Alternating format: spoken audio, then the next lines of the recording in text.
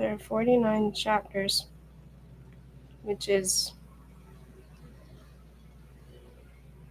about the same as the first book. Okay. So part 1, chapter 1. Midnight Beauties by Megan Shepherd. Chapter 1. There was blood everywhere, even in her hair. A nook tripped through fallen leaves and gold-studded goblin boots 2 sizes too small, the laces undone, the novelty tread leaving blood-stained prints in the smeared shape of hearts.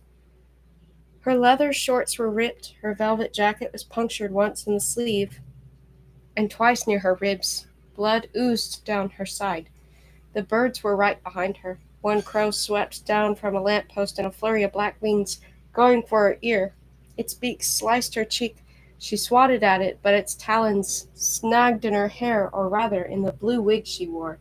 The wig slid forward over her eyes, blinding her. She pulled it off and threw it, tangled crow and all, into a sewer grate and raced ahead toward 18 Rue des Amants, the former residence of a witch. The townhouse was now hers, her home, her haven. Or, since Prince Renard had set his winged spies on her, more like her prison, her hair had become a sweaty mess beneath the wig, clinging to her neck and face.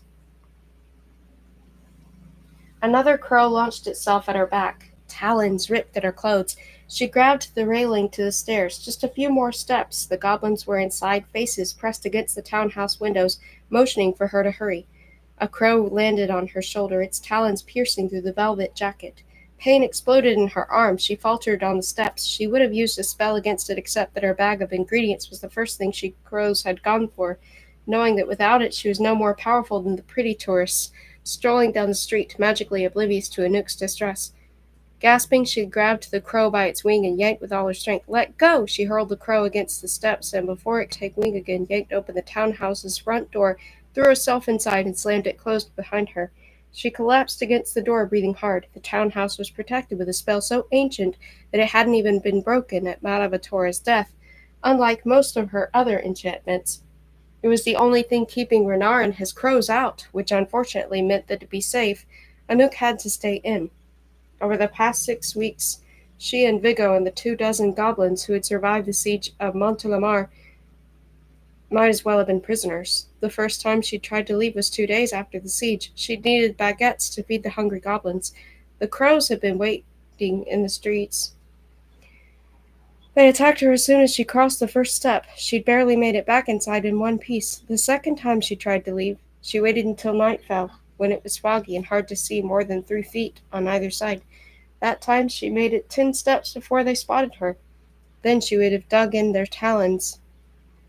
They would have dug in their talons and dragged her all the way to Castle Ides if Vigo hadn't hurled an empty gin bottle at them and pulled Anouk back inside. The third time she'd brought knives. Many, many knives, hidden in pockets and strapped to her belt, but the crows were fast enough to dodge them, their own talons just as sharp. Today she thought she stood a chance that the goblin's disguise, the blue wig, the punk boots, and the velvet jacket would be enough to conceal her identity from the birds.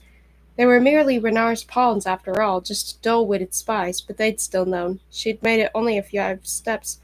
The sound of a tap, tap, tap came from the foyer. She opened her eyes. Vigo stood in the hallway. He leaned heavily on a cane. His face was pale. It was a wonder he'd survived at all after losing 6 pints of blood, but he was tougher than his black eyeliner and slouchy hat made him look. He'd nearly recovered in the 6 weeks since the siege.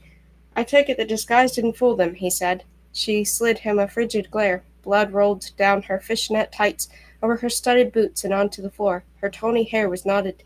A few blue strands from the ripped wig still clung to the buttons of her jacket. The wounds in her side throbbed. She straightened and took a lurching step forward. Her legs gave out and she started to collapse, but Vigo dropped his cane and grabbed her around the waist. "Help me to the kitchen," she said, grimacing. Together they hobbled through the townhouse's grand hallways. They passed the library and the salon, which were littered with signs of her guests. Spilled tea, threadbare hats. Goblins peered at her through doorways, their stomachs audibly growing, their faces full of false smiles as they tried to hide their disappointment that she'd failed once again.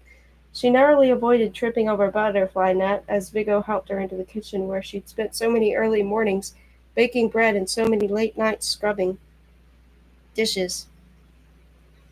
She grabbed a dish towel, turned on the hot water, and plunged her hands into the sink. Steam rose around her. She scrubbed the blood and feathers from her arms, revealing fresh wounds and old wounds, now crude scars from her previous attempts to leave the townhouse. "Shall I bandage those for you?" Vigo asked, pulling out a roll of gauze from a drawer. "No, I'll take care of it myself. Just hand me that mint." He held out the potted mint plant, and she crushed a few leaves between her fingers, then swallowed them whole. She ripped off a strand of fake blue hair that was caught in her buttons, laid it over the wound of her left arm, and whispered, "Attache petit truc." Warm magic prickled over her skin in a way that was half pleasant, half unbearably itchy. The sides of the cut started to pull together as the strand of blue hair plunged in and out of her skin, stitching the wound closed. Attache petit truc was a spell for fixing loose buttons, not mending flesh, but true healing spells required stronger magic than Anouk was capable of. When she finished, the wound was ugly, but it had stopped bleeding. She peeled off her shirt and performed the same spell with the puncture wound on her shoulder. Vigo hobbled upstairs and came back with one of Madame robes. It was made of charmeuse silk and worth a small fortune. But what use did a dead witch have for couture? Anouk pulled on the robe. She boiled water for a cup of tea to settle her nerves. Not that it would help. Her hands kept shaking. Her stomach growled. She caught her reflection in the curved copper kettle. Goodness, she looked a fright.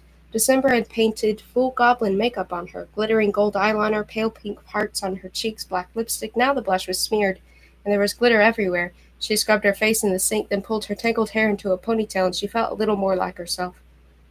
Vigo stood awkwardly at her side. "We'll try again tomorrow. It's supposed to storm. If it rains hard enough, maybe the birds won't come. Rain's never kept them away before." She leaned on the counter and closed her eyes. It had been 6 weeks of trying to divide every last morsel of stale bread 25 ways. 6 weeks of living with goblins who blared the clash at full volume at the first light of dawn. 6 weeks of hunger and 6 weeks of crows. 6 weeks of a dog by her side instead of Beau. There had been 5 of them, 5 beasties, an owl, a dog, a cat, a mouse, and a wolf, all of whom had been enchanted into people with their own quirks. Anouk, Beau, Cricket, Luke, Hunter Black. Now only Anouk remained human. The others were cursed to live in their animal forms, and all of them except for Beau were imprisoned in Castle Ides. She tried everything to help them. After the siege of Montelimar, she decided to go to the academy in the Black Forest of Bavaria, known as the cottage where a girl could train in magic, and if she worked hard, possibly transform herself into a witch. She'd be powerful enough to turn Beau and Cricket and Luke and Hunter Black, assuming he was even still alive, human again. Even Prince Renard would have no choice but to bow before her. She'd studied maps of Bavaria. She'd learned a smattering of German. She'd squirreled away valuables to trade for money to buy passage. But her weeks of preparation meant nothing if she couldn't get past the front steps. She sank onto a wooden stool and buried her head in her hands. A cloud of dust rose around her. The kitchen, like everything else, was a disaster. Crumbs were everywhere, pantry shelves bare, dirty dishes stacked in moldering piles, blue eyeshadow streaked on the stove. She hadn't bothered to ask about that one. She felt like the only adult in a house full of children, never mind that she had been human for only 1 year and the goblins had lived centuries. It was no longer her job to clean, and yet she often found herself with a rag in her hand, brushing crumbs into the wastebasket. Frustrating as the goblins could be, they found no other place to go. They'd been lucky to make it back to the townhouse at all. Not everyone had. The memory of the tin kitty transformed into stone, then exploded into dust, flashed darkly in her mind. She heard a clicking on the tile, and then a wet snout pushed into her knee. She blinked at the big brown eyes studying her. The dog had tracked in mud and left dirty paw prints all over the kitchen floor. She sighed as she scratched him behind the ears. "You know, little Beau, when you were a boy, you were much tidier. Well, not really, but let's pretend." When Beau was human, his eyes had been blue. There was nothing of the dog to make her think of her friend, except perhaps the way he cocked his head as though he were trying to figure out her thoughts. What would he see now, tumbling around her brain? The dog licked her nose. She sighed and looked at Vigo. "We can't go on like this, Vigo. Look at Beau, and Cricket, and Luke, and Hunter Black. They're depending on me." Vigo's face paled at the mention of Hunter Black. Last they had seen of him, he'd been in wolf form, bleeding out and left for dead. Anouk looked toward the bare pantry. "Not to mention we're going to starve if we stay here." Vigo gazed into the pantry wistfully. "I tried ordering pizza. It never came. Renard must have gotten to the delivery boys." An odd-sounding thump suddenly came from the front door, startling Anouk. It was heavier than the usual crisp tap of the knocker. Little Bo growled and ran out of the kitchen, barking. December, the closest thing the goblins had to a leader since Tenpenny had died, called from the foyer, Anouk, you might want to see this. Vigo shifted his cane to his other hand. Are we expecting visitors? Of course not. Anouk wiped at a smear of blood on the robe's sash. Everyone we know is either captured or dead. The dog barked louder. Vigo and Anouk exchanged a look, then Anouk pushed out from the stool and cautiously entered the foyer. A dozen goblins were at the front window, faces pressed to the glass. The house seemed suddenly very quiet, and Anouk realized that whatever was happening outside was serious enough that the goblins had shut off the music, and they had never turned off the clash. December turned away from the window and bit her blue-tinted lips in worry. Anouk's pulse raced. She swallowed her own trepidation and approached the door. The cane stopped thumping as Vigo reached the foyer and joined her. Anouk pressed her eye to the peephole. Behind her, Vigo said, I'm guessing it isn't the pizza. Chapter 2. Vigo was right. It wasn't pizza. It was exactly the person who, in the weeks since the siege of Montelimar, Anouk had most feared seeing. The crown prince of the Shadow Royals stood mere steps from the front door, a breath beyond the point where the protection spell prevented him from crossing. He was dressed in black trousers and a gray shirt, and he had his hands shoveled in his pockets against the November chill. His cheeks were chapped. His eyes shimmered. Even without his crown, he turned the head of every pretty who passed on the street. It's Renard, she said. A sharp blade of anger started to slice through her, but faltered when she squinted through the peephole again, and with a frown peered closer at his clothes. He's wearing only one shoe. Vigo made a sound somewhere between a laugh and a growl. Well, his toes can freeze for all I care. He can't come past the front steps. We can wait him out. Anouk didn't answer. She admired Vigo's spirit, but could they wait any longer? 4 walls and an ancient spell couldn't protect them from starvation. Anouk looked at the wound on her arm, stitched together with magic and blue strands of a wig. Sooner or later, the crows would win. Anouk, open the door. Renard's voice was hoarse. We need to talk. Another thump rattled the door, and when Anouk squinted through the peephole, she saw Renard was now completely shoeless. That's one way to knock, she muttered. She scanned the nearby trees and rooftops for the familiar black shadow of his crows, but he appeared to be alone. She inspected him again, the peephole distorting his proportions. He wasn't just hunched against the autumn wind, he was tensed, as though bracing for some unseen danger. His blue-gray eyes were unfocused, his gaze darted around nervously. What she thought at first was an arrogant expression she now recognized incredibly as fear. What did he have to fear? Despite a warning voice in her head, she reached for the doorknob, but Vigo shoved her hand aside, blocked the door with his body, and asked, Have you lost your mind? We can't stay here forever, Vigo. Cricket, Hunter Black, Luke, Bo? She counted the names off on her fingers. They're depending on me. I can't help them if I'm trapped in here. Renard commands the crows. He's our only way out. Vigo held out 4 stiff fingers of his own. Cricket, Hunter Black, Luke, and Bo currently have tails. In case you've forgotten, their primary concern at the moment is sniffing each other's backsides. She caught the warning look on his face, but she nudged him aside with her elbow, and before her own nerves could get the better of her, threw open the door. Prince Renard's face lit up when he heard the scrape of hinges. For a second, the fogginess in his expression dissipated, and he turned his piercing eyes on her. He was wearing the same scarf he'd worn the first time they'd met, the gray-blue wool one that matched his eyes. He took a step forward on bare feet. He limped only slightly. He'd learned to hide the fact that at the siege of the chateau his right leg had been turned to stone. His foot still looked like a foot, but one the milky white color of marble. Anouk! This house is protected with old spells, she warned, cutting him off. Neither you nor your magic can enter without an invitation. I give you my answer in Montelimar. You changed my friends to animals and caged them. If you want a princess, you'd best look elsewhere, and your Mavai crows can go call them off wherever they're hiding. She scanned the rooftops. I'm alone. They attack me every time I leave. She folded her arms in an attempt to hide the scars. At your order, I presume. A month and a half had passed since a siege. October to late November, the cold was creeping into the streets and robbing the city of life. The last time she'd seen Prince Renard, he'd asked her to be his princess. What did he see as he looked at her now? Still a princess? Or just a messy-haired girl, barefoot and barefaced, with stains on her robe and a clumsy blue stitches in her arm? At least he was barefoot, too. And there was a look in his eyes, that fog. His brows pinched together as his gaze fell to the wound on her arm, repaired so hastily with the wrong kind of spell, and his lips parted. "You're hurt." He took a step forward. "Stay back." He stopped. "Your arms, your neck. I didn't realize the crows would hurt you." She gave a harsh laugh, but he shook his head. "I didn't, I promise." He was distracted by something, caught off guard by her words.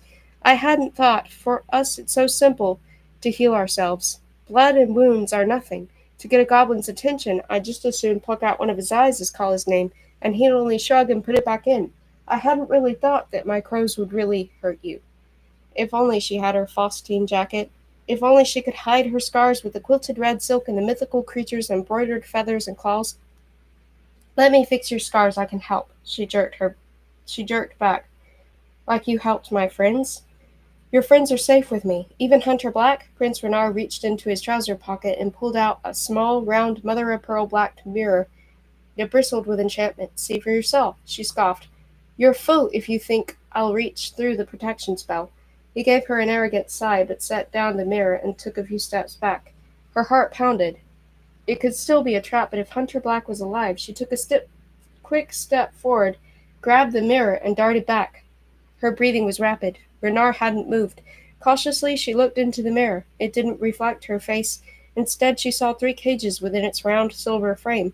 One held a mouse, one held a cat, and in the last one there was a wolf with careful stitches across its throat, stitches that only could have been made by a hand highly skilled in magical healing, a hand of a prince. Her heart leaped. Hunter Black was alive.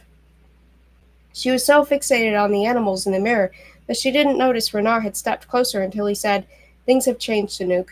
Her heart shot to her throat. Her fingers curled around the mirror. She narrowed her eyes at his feet, which were just inches from the protection spell. Weary didn't begin to describe how she felt, and yet there was a tremble in his voice, a haunted cast to his eyes. His face was perfect, of course, the skin smooth and taut, but she had lived in the house of a witch long enough to know that she could see beyond the perfection. His skin had an odd sheen to it. It looked too fresh, too new. She'd seen that sheen on Madavatora every time the witch had healed herself after battles with other witches. Madavatora had remade torn skin, reformed broken bones, and replaced missing fingers. But she couldn't hide that sheen. Judging from the extensive repair work Renard had done on himself, he must have been shredded nearly to the bone. She glanced back at the front window. Vigo and the goblins had mashed their faces against the glass to get a better view. She turned around and stepped down the front steps slowly, chin held high, until she and Renard were on one step apart on either side of the protection spell. "What happened to you?" she asked. He looked surprised that she could see beyond his magic. He brushed a glossy patch of skin that began beneath one ear and ran down the side of his neck. The skin was smoother than the rest of him, as though that patch had taken effort to repair. London happened." She blinked in surprise. "London? It might as well have been another world. While you and I were distracting each other in Montelamar, the royals in London went silent. First Prince Maxim, then Lady Imogen. Now everyone within the Court of Isles. I went to investigate. They've all vanished." He touched his throat again, flinching at some dark memory. She made a show of raising a careless shoulder. "My problems are here, in Paris. My problem is with you. Why should I care about the Court of Isles? Because as much as you hate me, as cruel as we've been to each other, even as much as you worry for the fate of your friends, all that pales in the light of what I've just seen." That tremble returned to his voice. It was caused by more than fear. Beneath his perfect hair and perfect face, he was traumatized. She narrowed her eyes. "You have 2 minutes before I slam this door." "They closed the city," he said in a rush. "The Coven of Oxford. The same witches who evicted your goblin friends. They put up border spells to prevent any living magical thing from passing into or out of London. You seem to have made it out in one piece." He barked a laugh before the look in his eyes turned nasty. "2 pieces, as a matter of fact. They cast the spell as I was crossing into the elevator portal. Have you ever seen a person cut down the middle? I can't say I've quite experienced such pain. It isn't easy to put myself back together again." He touched that odd sheen running down his neck again. She stared at him in disbelief. "They cut you in half?" He dismissed that with a flick of his fingers. "The important thing is, most of me ended up on the right side of the elevator back in Paris, but the things I saw, Anouk. Surely you've noticed the increase in technology over the past few weeks. The city is crawling with it. Every pretty in Paris has his head bowed over some new device, and another one beeping in his pocket." Anouk looked back at their goblin audience, fogging up the window.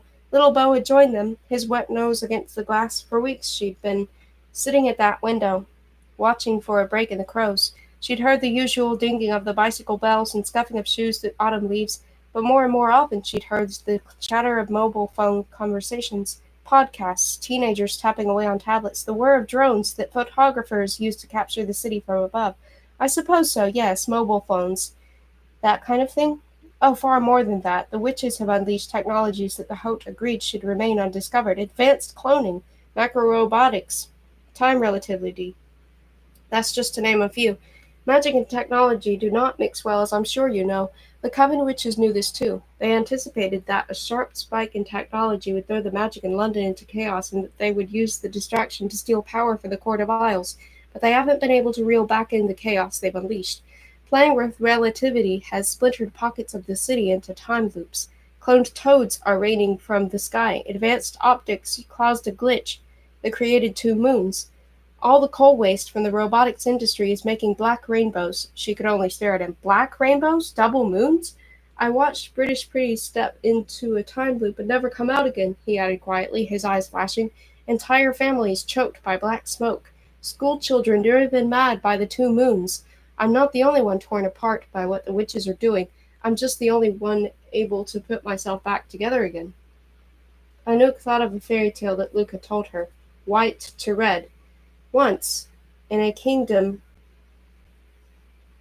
by salt-encrusted cliffs called the White Coast, there was a string of prosperous cities that traded with one another in a spirit of innovation and equity. A handsome king ruled the northernmost city, Kasu. One day a sea, which emerged from the waves and fell in love with him. But when he told her his heart belonged to another, the witch cursed his city with a plague. The rulers of the other cities on the White Coast, fearing her wrath, did nothing to help, and everyone in Kasu fell ill and died. But then the illness spread to all of the cities. One by one they fell, and for centuries the kingdom was known as the Red Coast. Hundreds of years later, children's rhymes still held warnings. Cities falling one by one, white to red, white to red. A coughing girl, a bleeding son. Love the witch or you'll be dead. That was why Renard had come to her door. London had fallen, and they didn't have the luxury of watching the tragedy from a distance. Tragedy, like evil, had a way of spreading. Do you understand? Renard asked. We've scrambled for our lives, she said softly. Now we have to scramble for our world. He nodded gravely. I can't defeat the Coven of Oxford on my own. Neither can you. An almost regretful look wavered in his eyes. Wearing the crown means making difficult decisions, knowing when to hold on to power and when to give it up. I'm tired, Anouk. Tired of these silent wars over magic. Tired of feuds with witches and other courts. It's time for that all to end. For too long, power has been in the wrong hands. We want the same thing now, you and I. It will be a scramble for both of us. She blinked in surprise. Tired of ruling? She never much wondered what life was like for someone like him, someone with all the world's power at his fingertips. He might have been alive for centuries, but now he's only a young man, alone on her doorstep, without any shoes on, asking for help, admitting that his power was unearned, that it belonged in the hands of the goblins, the beasties, even the pretties. She leaned against the railing, wondering whether or not to believe him. She could think of worse things than a prince needing her help. To be honest, she would enjoy watching him beg. Chapter 3. Anouk tilted her chin high. Do you mean that? That power should change hands and you'll do what you must to make that happen? I swear it, Renard said. She raised an eyebrow. She wasn't foolish enough to believe that a royal would willingly give up her power. A royal would willingly give up power, but she would play along if it freed her from the townhouse. I can't help you like this, trapped here starving to death. Shall I summon you a feast? She leveled a hard glare at him. You need me because I can wield magic with no consequences, but look at me. Look at the scars. I used a mending spell for buttons to sew up this wound. That's the best I can do. She didn't try to hide her arm this time. Did you never wonder why I kept trying to leave? Why I kept fighting your crows? Her eyes flashed. I was going to the cottage. The Schwarzwald? He scoffed. That's an awful idea. It's a place where pretty girls go to become witches. It's a place where pretty girls go to die. No, it's impossible. I won't allow it. Her pulse raced. She didn't dare look at him for fear that his piercing gaze would see straight into her heart. See that, yes, she'd heard the stories, she knew the risks, and she was just as afraid as she should be. I need strong magic, Renard. Witch magic. Without it, I can't turn back Bo and Cricket and Luke and Hunter Black, and I can't find the cupboard of Oxford. He scowled. You've never been to the cottage? I have. Royals from all the near realms travel there every wintertide to witness girls die in the cold baths. I know about the cold baths. You may have heard of them, but no stories match the reality. The ceremony lasts 3 days. There's a feast the night before for the girls who are about to risk their lives, and then in the morning we light the blue flames and observe as the acolytes enter one by one. The odds are bleak. Most years, only 1 out of 10 girls survives. Some years, none at all. The rest burn so completely that even their bones vanish. And do you know what we do while this is happening? We drink wine. We eat chocolate Beth Munchin. Because we've seen so many girls die, Anouk, it means nothing to us, and the only time we care is when one survives, because then we can use her. Every realm wants the loyalty of a fresh witch. Anouk traced the stitching on her arm. It might have been rough, but it had done the job. My chances are as good as anyone's. Better. I can already do some streaks and whispers. He hesitated, then shook his head. Magic won't save you from the coals. That isn't how they work. Perhaps if you had years to study there, or even months, but Wintertide is in 6 weeks. It's impossible. They said it was impossible for a BC to cast spells. They said it was impossible to stand up to Matazola at Montelamar. She raised an eyebrow. Maybe you need to reconsider your use of that word. He stepped as close to her as the protection spell allowed. Come with me, Anouk. I will train you myself. He held out his hand, the same one that had imprisoned her friends. Her own hands curled at their sides. No, it's my turn to make you a deal. Give me my friends back, call off your crows, grant me safe passage to the cottage. I'll undergo the baths, and I'll survive. Then, when I'm a witch, I'll help you with London. Slowly he paced barefoot, his marble foot scuffing against the stone step. I'm fond of deals, he said at last, but I'll counter yours with my own. There are 3 beasties you care about in my possession, so I will make you 3 bargains. If Vigo and your goblin guests come with me as collateral, I'll free Luke and turn him human. If you become a witch and swear loyalty to my realm, I'll free Hunter Black and turn him human. If you agree to become my princess, I'll free Cricket and turn her human. By then you'll be a witch. You'll be powerful enough to turn her back yourself. Anouk narrowed her eyes, trying to find a trap in his words. Why do you care if I'm your princess? Why don't we don't need to be married to work together. His eyes flashed. Royal weddings happen rarely. When one does, not only must all courts send a delegation to attend, but they also are bound to grant to the new couple a knocked pax. Think of it as a wedding gift. If we're going to achieve our goal, we'll need the help of the other royals. They won't be able to refuse our knocked pax request. A political arrangement, then. She hesitated. Nothing more? A heavy moment of silence hung between them. Then his lips quirked in a half grin. Let's just say nothing more would be required, but everything is up for negotiation. If you think you'd get as much as a kiss from me, you're wrong. But a strictly political union, if it will force the royals to help us, maybe. She glanced at the front window, where the dog still had his nose against the glass. And you wouldn't try to stop me from turning Bo back if I become a witch? He grumbled in annoyance. If you must. She hesitated. On the other side of the window, Vigo was shaking his head, mouthing something that looked like, no, you idiot, whatever he's offering, say no. But Vigo didn't know that the Coven of Oxford had cut off London and were aiming for Paris next. Vigo hadn't peered into the darkest quarters of her heart, and didn't know how much she wanted and needed witch magic. Renard looked at her intensely. Well, she said quietly, okay. Okay? A glimpse of pleasant surprise crossed his face, but then that arrogant mask slipped back over it. He jerked his chin toward the mirror. Keep that, then. So you can spy on me? Yes, exactly. And don't act surprised. I need to know that you're holding up your end of the bargain. I can see you through this mirror. I know when you made it to the cottage. In return, you'll be able to see that I am holding up my end, and if you get into trouble, you can use it to summon me. Beg you for help? I'd sooner an elevator cut me in half. He flinched. Don't be foolish, Anouk. Take help when it's offered. You think I'm your enemy, but I'm not. He leaned as close as the protection spell would allow him. Be careful, there is dark magic out there. Without another word, he strode down Rue d'Amance, limping slightly. Anouk waited for him to disappear around the corner and then stuffed the mirror deep into her robe pocket, where the only thing he could spy on was lint. There's dark magic, she whispered after him, everywhere. Vigo was waiting for her in the foyer, hands on his hips, a scowl on his face. You shouldn't have said 3 words to him, he scolded, not unless it was "Vete faire foutre." That's 4 words. Whatever. She dismissed his concern with a wave. Now that the deal had been made, a nervous energy was stirring in her chest. He's calling off the crows. Big O raised a cautious eyebrow. What does that mean? It means I have a bag to pack. Before she could witness the dawning look of alarm on Vigo's face, she ran for the stairs, Little Bo following at her heels. She took the steps 2 at a time. Little Bo sensed her excitement and barked as he ran after her. There was the dull thud of Vigo's cane far behind. What did she know about the Black Forest? Only what she'd been able to glean from the maps in the library and from Luke's fairy tales. Castles hidden in glens, trees as tall as city buildings, wolves and stags and bears.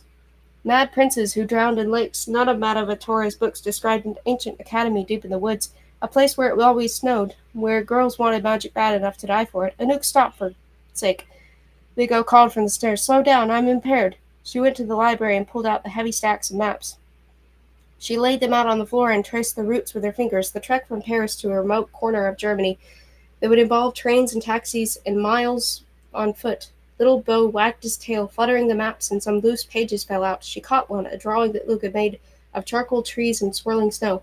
It was a scene from one of her fairy tales, The Frozen Labyrinth, about a goblin girl who had ignored her family's warnings and trekked into the Black Forest after hearing rumors of a castle filled with candy. Goblins know better than to go to the Black Forest, Luke had said. There's dark magic there, ancient creatures who keep to themselves. What kind of creatures? Anouk asked. Creatures who like the cold, who especially like girls who wander into the woods. They can help travelers find their way, but they'll want something in return. There's a reason few girls ever make it to the cottage. Whatever you do, Luke warned, don't let them kiss you. Anouk made a face. Why? What happens? Nothing good. At the memory, Anouk bit her lip. If only Luke had finished the story.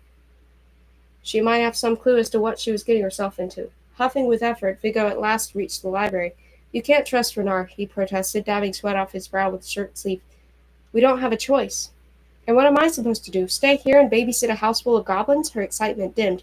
Oh, right. Actually promised that you and the goblins would stay at Castle Hyde's. You bargained us away as hostages? You've seen the Castle Hyde's kitchens. You'll feast on suckling pig and petit fours every day. That's hardly torture. She expected Vigo to sputter about how Renard was the enemy, to stomp around in a fit of melodrama, but instead his face grew disturbingly calm. There's something I haven't told you about the Schwarzwald. She raised an eyebrow. What, have you been there? Yes, once with Madame Vatora when I was a boy. He shuddered at the memory. The cottage is a bleak place, filled with desperate girls. Girls freeze to death just trying to find it. The ones who make it don't have a much greater chance of survival. You've heard of the coal baths? They're a mystical bed of coal so hot that most girls don't even burn when they try to cross it. They just vanish. Only their screams remain. The year we went to observe the trials, all of the initiates burned. Not a single one got to the other side of the bed of coals. I had nightmares for months. Little Bo at her feet rested his chin on her knee. She set her hands on the dog's head to keep them from shaking. I'm no stranger to nightmares. Besides, I won't be alone. I'll take Little Bo with me. Bigo scoffed. A dog won't save you from the dangers in Bavaria. I think you're underestimating dogs. Outside, the last of the autumn leaves blew against the windows. Winter would be here soon. She stood up and peered out the window. A group of young pretties stood at the corner, heads bowed over their devices that cast an eerie electric glow over their faces. Drones whirred above them. Renard was right. Technology was spreading faster. If they didn't do something to curb it, would magic disappear before she'd even had a chance to master it? With no magic, would the whole of hope vanish? And the beasties? Cities falling by one, white to red, white to red. A cold nose pressed against her, and she felt her tension melt away. She turned from the window and knelt down so she could gaze into Little Bo's face. Bo, are you in there? She whispered. Little Bo cocked his head and looked as though he might miraculously answer, but then he only scratched an itch on his side with his back leg. Anouk sighed. Vigo folded his arms testily across his chest. If you and that dog have finished your heart-to-heart, do you mind sharing your decision? She hesitated. Tell me you aren't going to go through with the deal with that imbecile, Anouk. Tell me you aren't complètement fou. Well, he groaned toward the ceiling and muttered a curse that would have made even a witch blush. You're going to get yourself killed and leave me alone with the goblins. That evening, Anouk took a step back to examine the supplies she'd gathered on the bed. The maps, a hooded fur coat, a knife in the kitchen, some hard cheese and sausage the goblins hadn't yet discovered.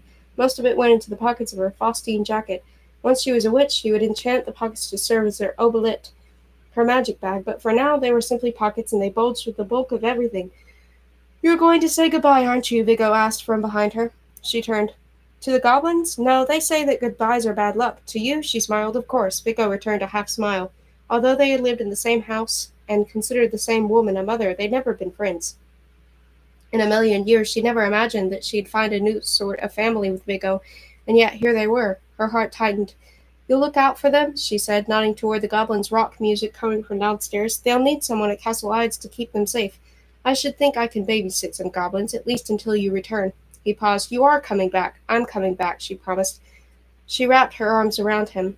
His knit hat scratched her skin, but she didn't mind. Vigo would always be like that hat of his, a little irritating, a little silly, but also a little endearing. He gave her a curt but warm hug in return. Watch out for the other girls at the cottage. It isn't a tra-la-la kind of place. Are you certain you can find it? She dug around in her pocket and eventually produced a small piece of carved antler with a broken tip. I have this. It's a piece of clock that's imbued with magic. Duke Carolinge gave this portion of it to Madavitora, who kept it hidden in a dresser drawer. I found it once while putting away her laundry. It's made of antler from elk in a black forest, but the rest of the clock is still there in the cottage. If Bo is any good at being a dog, he'll be able to track its scent back to the rest of the clock. To the cottage. She slipped a piece of the antler in her jacket pocket next to Renard's mirror, which brushed against her fingers like ice. Good luck, Dust Bunny, Vigo said. Stay alive, okay? She answered. And try not to do anything stupid. Me? Never. They went downstairs. She opened the door. Little Bo followed her heels, silent and loyal. For the first time in weeks, they both stepped beyond the protection spell and into the city.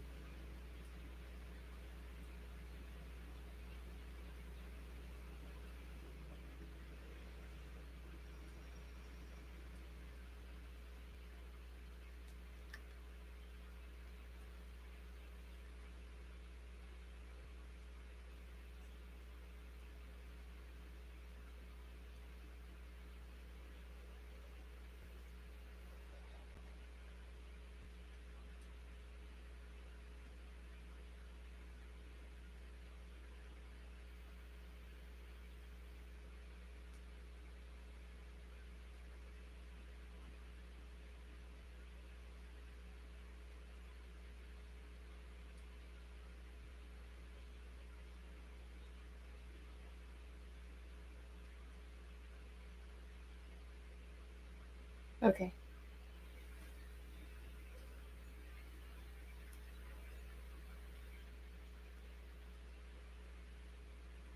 Chapter 4. When it came to trains, the magic was the easy part for Anouk. With a few whispers, she was able to cloak Little Bo in a shroud of shadows that let her get around the strict no dogs policy. Figuring out timetables and ticket booths wasn't nearly as simple. By the time she'd found the right train and plunked down on a second-class seat across from two German tourists, she was frazzled. The tourists were hunched over a guidebook with a castle on the cover. If they noticed the perpetual shadow at her side, they didn't comment on it. The train carried them across countries that the pretties called France and Germany. The royals just called them ours. Fields bled into mountains with their heads in the clouds, and the world turned dark as the stars came out. The rumbling of the train took the edge off Anouk's worries, even as she knew the calm would never last. She got off at a small station outside of Biersbrunn, and was immediately glad she'd worn one of Madavitora's fur coats over her jacket. It was past midnight, and the promise of snow and hung in the air. Wind bit at her cheeks, and she turned down an alley and whispered into the shadows, Ecre et forma veritum. Little Bo shook off the shadows cloaking him, as if he were flicking off water. Anouk consulted her map. The chances of getting a ride by hitchhiking were slim so late at night, so they set out along the road on foot. Trees grew taller and houses became more spaced out, and soon there were no more homes or even roads, only forest. Her feet ached by the time they reached the entrance marked on her map. Dawn was just breaking, and the sunlight illuminated a well-trod path with a sign telling her she'd reached the Schwarzwald, the Black Forest. But there were two Black Forests. There was the one written about in guidebooks, like the one the tourists had on the train, the Black Forest with quaint woodland trails, mountain lodges, and squirrels and grouse.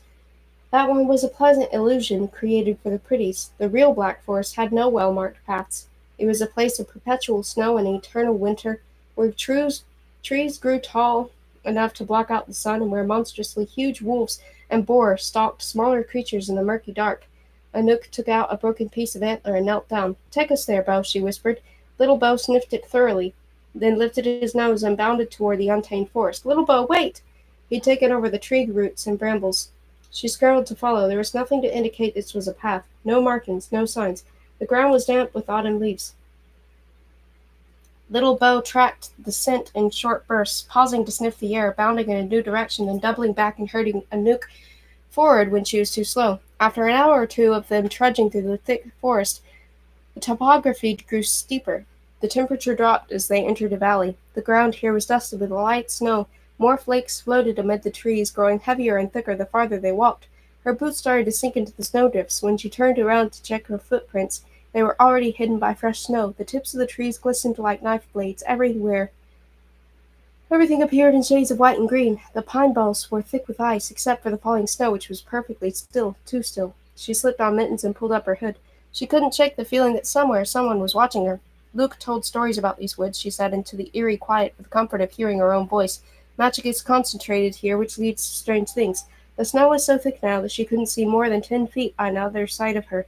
The wind picked up, sending the snow flying diagonally into her face. The sky was only a smear of white. Little Bo tried to curl up in the lee of a stump, but she tugged on the scruff of his neck. "Come on," she told him. "We have to keep moving." She offered him a sniff of the antler again and was relieved when he got back up and put his nose to the ground. She trotted behind him, even though she had on mittens. Her fingers were going numb. She'd prepared for snow, but not for a blizzard. What would happen if the storm got worse before they found the cottage? How long could they go without stopping to make a fire? She trailed behind Little Bo on a path of dizzying switchbacks that made her feel as though she were walking in circles. She could swear they passed by the same tree several times, but if their footsteps had ever been there, new snow had already hidden them. As evening fell, the forest plunged into an even deeper cold, and she collapsed against a rocky outcropping that provided a windbreak from the storm.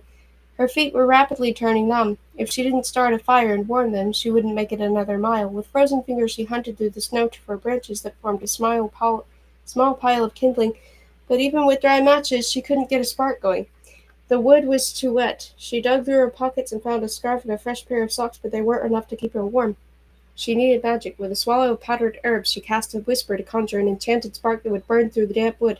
She added more wood onto the pile, whispering softly, and the fire grew. Her shoulders sagged in relief. The snowdrifts around them began to melt. Water trickled down, forming a puddle in a bowl-shaped indentation in the rock face. She cupped the water in her hands and drank deep. The dog, though, kept his distance from the flames. "What's wrong? Aren't you thirsty?" She turned back to the snowdrift and let out a cry. The snow had melted away, and now lifeless eyes looked back at her. Pale blue eyes, pale blonde hair, skin same sickeningly white color as the snow itself. A corpse. Anouk pressed a bare hand to his mouth. It was a girl, younger than Anouk. Melting snow clumped to the girl's hair. She'd been dead for what? Weeks? Months? A sickening bubble rose in Anouk's throat. A few broken twigs lay at the girl's feet. She must have tried to make a fire too. Anouk tried to notice other oddly shaped snowdrifts scattered on the ground throughout the woods. How many of them hid bodies? Was this a forest or a graveyard? A branch snapped under Anouk's foot, and she cringed, picturing a snapped femur beneath the snow. It was getting darker. Night was falling, and there was no sign of the cottage, no paths, no signposts, no traces of lights anywhere. The cottage could be a stone's throw away, and she might not see it. With the wind changing direction so erratically, Little Bo would never keep hold of the scent. She felt something at her back, like a shadow. She jumped up, twisted to look at the clearing and scanned the trees. She found nothing, but the hair on the back of her neck was prickling. Cautiously she turned back to the fire. She let out a cry. A boy had appeared on the other side of the clearing. Anouk's heart began beating as violently as the storm.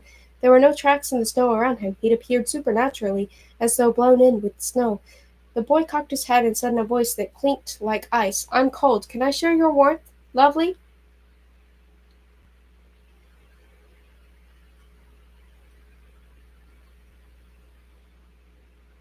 Chapter 5. Anouk didn't dare respond to the stranger. His skin was smooth enough to give him a look of a child, but there was a craftiness in his gaze that seemed ancient. His long white hair was pulled back at the nape of his neck, but a few jagged pieces hung sharp and straight in the front like icicles. His skin was so pale it was nearly blue, but his eyes gleamed with a black so complete that it led beyond his irises. Whoever he wasn't human. Little Bo growled. He should have picked up the boy's scent long ago, unless, like the snow, the boy had no scent. "Stay back." Anouk plunged her hand in her jacket pocket, searching for a knife. He cocked his head at her curiously. "It's been a long time since I've felt fire." Despite his insistence that it was cold, he kept a wary distance from the flames.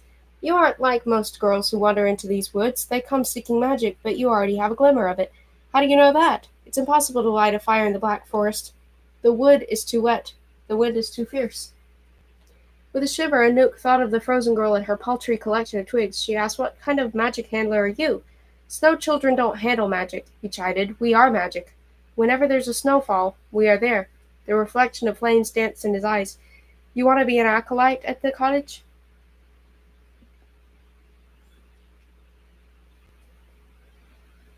She nodded. Her left hand thrust into her pocket, curled around the hilt of the paring knife. "I can take you." A curl formed at the corners of her lips. "It isn't far if you know the way."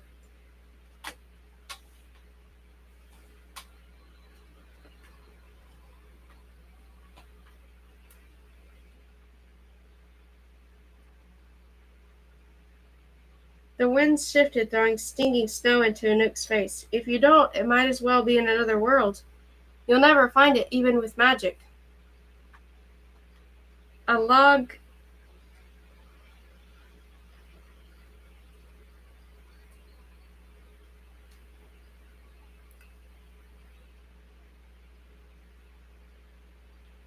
popped into the fire. Heavy flakes caught in her eyelashes. Little Bo pressed protectively against her leg. She eyed the boy warily. He was doubtlessly one of the creatures from Luke's fairy tale, something outside of the four orders of the Hote. "I don't need magic to find the cottage. My dog is leading me there." She showed him the piece of carved antler. "This is part of a clock that belongs to Duke Carolinge. Little Bo can track its scent to the cottage."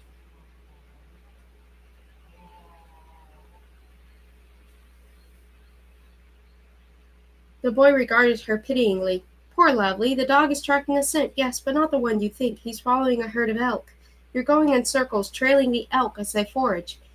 It isn't the dog's fault. He can't tell the difference between the scent of a carved antler on a clock or the real thing." Anouk knew in her heart he must be right. They'd been walking for hours in circles. The storm showed no signs of dying, though the cold had seeped into her bones. Her teeth were chattering. Little Bo had a coat of fur, but it was soaked with melting snow, and the pads of his paws were exposed. He was shivering violently. Even with the fire, they'd be lucky to survive the night. She swallowed and asked against her better judgment, "What do you want in exchange for showing us the way?" His eyes gleamed. "From a lovely girl like you, I'll settle for a kiss."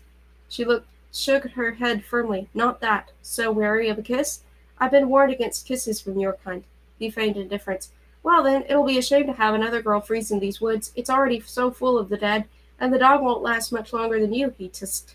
"Pity. I'm fond of dogs.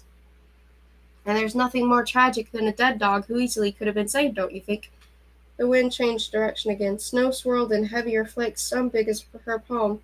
She could barely see across the clearing. The boy started to fade into the storm until she couldn't tell which pieces of him were flesh and which were snow. "Wait!" she called.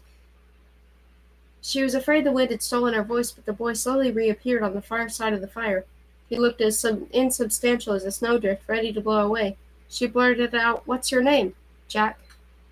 "Let me make you a different deal, Jack. Not a kiss, something else." He lifted a snow-white eyebrow. "What do you have to offer?" She thrust her hands into her coat pockets. What did she have to offer? What would a snow child want besides a kiss? Her fingers fumbled through the various objects she had stashed away, both mundane and magical things, jars of herbs and the hard cheese, and her thumb grazed something round, Renard's mirror.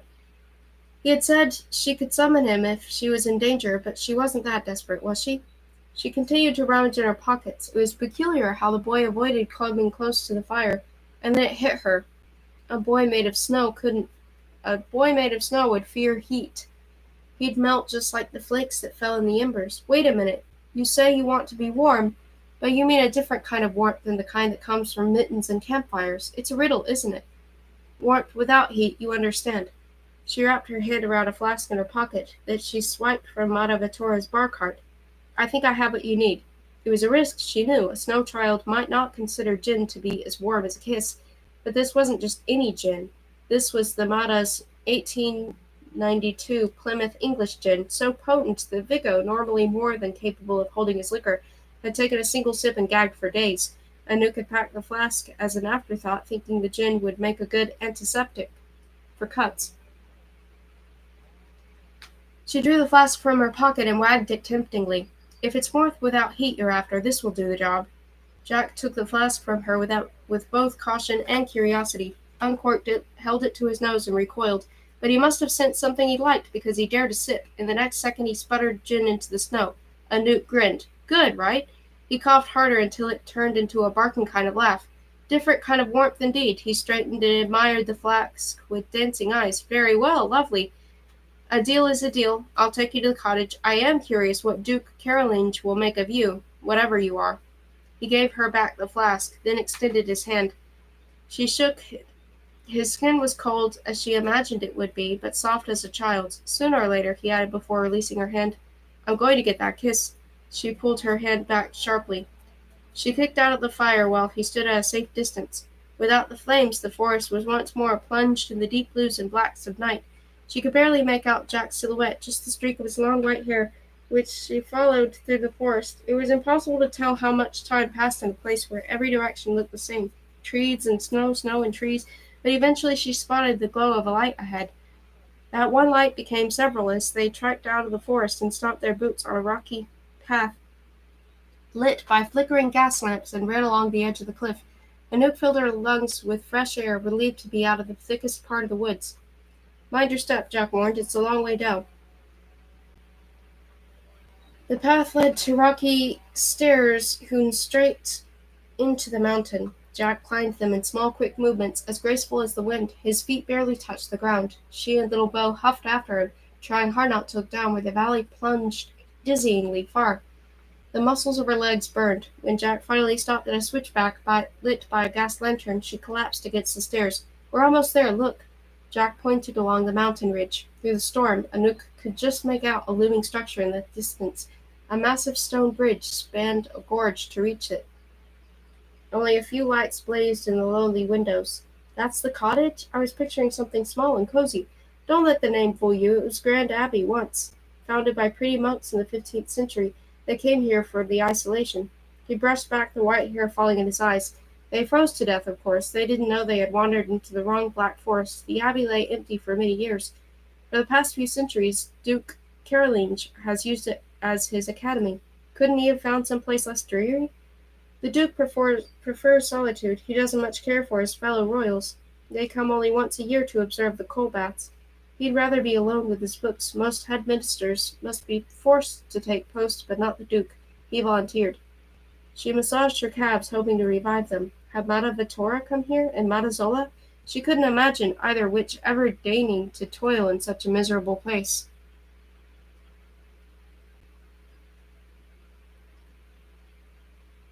Jack pointed to the bridge ahead. "This is where I leave you, Lovely, for now." "For now?" "I go where the snow goes. You'll see more of me." The blizzard picked up and the snow swirled around him. In the darkness she wasn't able to tell where the snow began and where he ended, and by the time the wind settled he was gone, leaving Anouk alone in the switchback with Little Bo. The cold was savage. The dog looked up at her and gave a soft whine. "I know, I'm almost frozen too." They made their way along the narrow steps toward the bridge, with no trees for windbreaks. The storm bit at her cheeks and lips, threatening to blow her off the mountain. Her boot slipped and only just caught herself on the post of a gas lamp. Snow had collected an inch deep in Little Bo's fur, making him look more like a polar bear than a dog. The cottage loomed as they approached. Gas lamps lit the way to the front door, though the lights were mostly obscured by the storm. Shivering, Anouk hurried across the bridge. She squinted out through the swirling snow at two enormous iron doors. A knocker in the shape of a falcon's head peered back at her. With one last look at the Little Bo, she drew in a deep breath and knocked.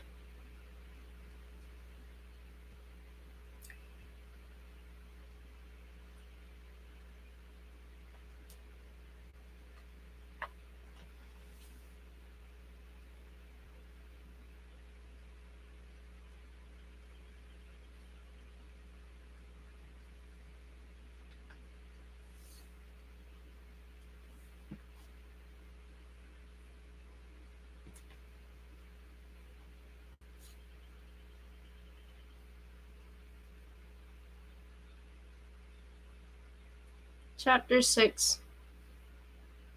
No one answered.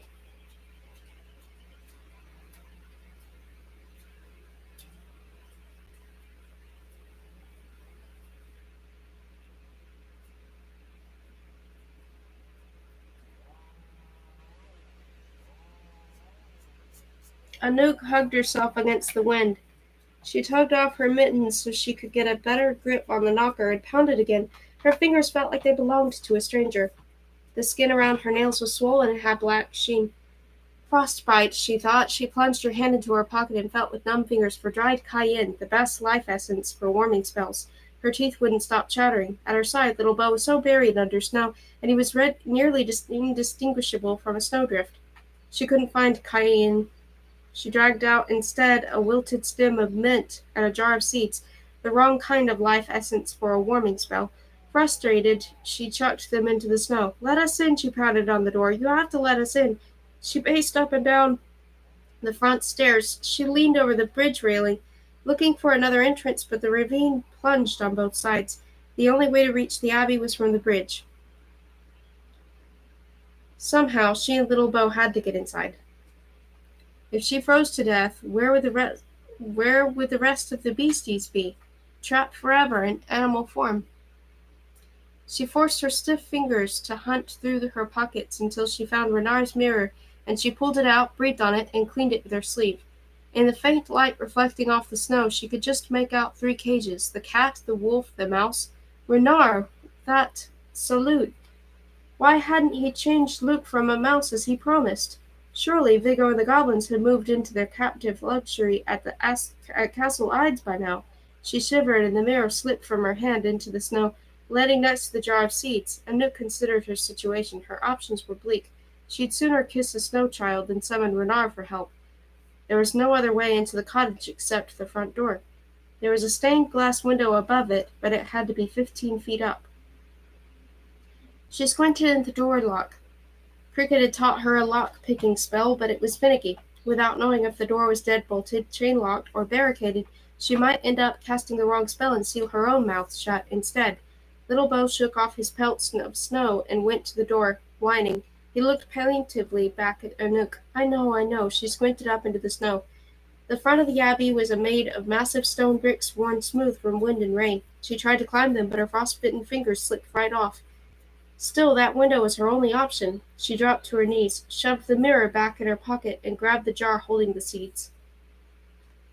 They were flat and brown, each as big as her thumb. Madame used these seeds when she wanted to summon a vine strong enough to string up a goblin by the ankles. Clutching the jar, she crawled to the base of the abbey and dug through the snow until she hit frozen soil. She chipped away at it until her fingernails were torn and bloody, and she had a hole just large enough for one of the seeds.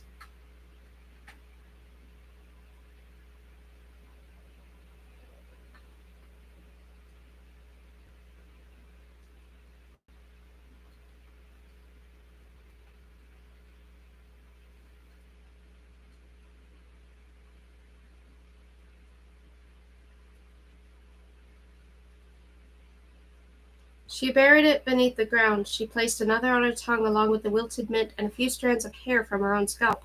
The sweet taste of mint took her back to summertime, to warmth in Luke's garden. She swallowed the life essence with a handful of snow and whispered, "Cher miss." Her teeth shattered so violently that she couldn't get the whisper out. She cupped her hands over her lips, puffed warm air into them. "Germis." A spark of magic flared to life in her throat, spreading a ripple of warmth through her lips. The soil beneath her hands trembled and parted. A sprout rose so fast that Anouk had to jerk back to avoid being smacked in the face by a leaf. The vine rose 2 feet, then 4, then 6, and kept going. It was as thick around as her wrist and forked into alternate branches every foot or so, branches that found weaknesses in the grout or fastened themselves on. Anouk grabbed the hairy vine and tugged it as hard as she could to test its strength. It could have been hammered in with nails. It climbed all the way to the roof and kept going. She couldn't see that far with the snowstorm. She shrugged off her fur coat and twisted the sleeves into a makeshift sling that she slid around her shoulder. Beneath it, she wore the Faustine jacket over a few layers of sweaters. Snow caught in the beautiful colored threads. "Come on, little Bo, you'll have to climb on my back." It wasn't easy to get a 100-pound dog on her back. After some shuffling, she hoisted his wet paws onto her shoulders and secured him there in the sling. His panting was strained. He was shivering uncontrollably. She began to climb. It was slow going, but she made it up inch by inch. Before, the only ladder she'd climbed had been the one that led from Madavatore's attic to the rooftop. How long ago had she and Beau climbed to the roof and marveled at the beauty of Paris? The glittering lights of Paris were far away now. Don't look down, she told herself. The vine rose straight up the Abbey face. If she slipped and the wind caught her, she might fall beyond the bridge into the ravine. Little Beau hunkered down against her back, not moving a muscle, as though she knew how precariously he was tied to her. His nose was tucked into the fold of her jacket collar. How high up were they now? 10 feet? Warm, flickering light came from the other side of the window. She pictured herself and Beau curled up by a hearth, drinking hot tea. It gave her the strength to climb the rest of the way, and muscles burning, she hauled them both onto the window ledge. She paused to catch her breath. Little Beau whined softly. From somewhere she caught a whiff of fresh bread, and her stomach ached. She twisted the window latch, but it didn't give. Frozen shut. Zut! Alors! She gritted her teeth and shoved again. Something squeaked, then groaned. Without warning, the latch gave way and the window swung inward. Before she knew it, she was falling forward. No! She tried to grab the vine, but it slipped out of her grasp. With Beau still strapped to her back, she plunged down into the Abbey. A 15-foot fall. She glimpsed church-style lanterns hanging from the ceiling, a cavernous room, a fire roaring, and an enormous fireplace at the end, and then, ow! She smacked into the floor hard enough to rattle her bones. Little Beau scrambled, his limbs tangled in the makeshift fur coat sling. His paw collided with her head. She clamped a hand over her temple.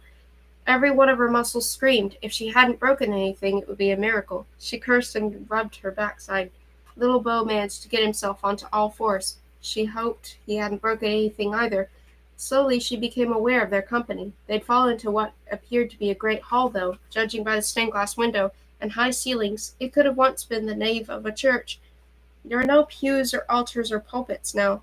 There was only the massive fire roaring at the end, and 2 long wooden tables flanking it. A few girls sat at either table, each curled over a bowl of something steaming, a glass or water, and a small hunk of bread. All their eyes were on her. The girls seemed just as surprised to see Anouk falling through their window as Anouk was to see them. I've come to study under Duke Carolinge. Her teeth were chattering so hard she wasn't sure they could understand her. I'm sorry about the window. The door was locked. A girl who looked to be around 20 years old, with black skin and hair cropped close to her scalp, stood from the bench. Like all of the girls, she was wearing a plain gray muslin dress with a white smock apron and a rope belt. That's because we locked it. She had a British accent. Her tone was blunt, but not without kindness. We didn't let you in for a reason. The Duke isn't taking new acolytes. Well, merde.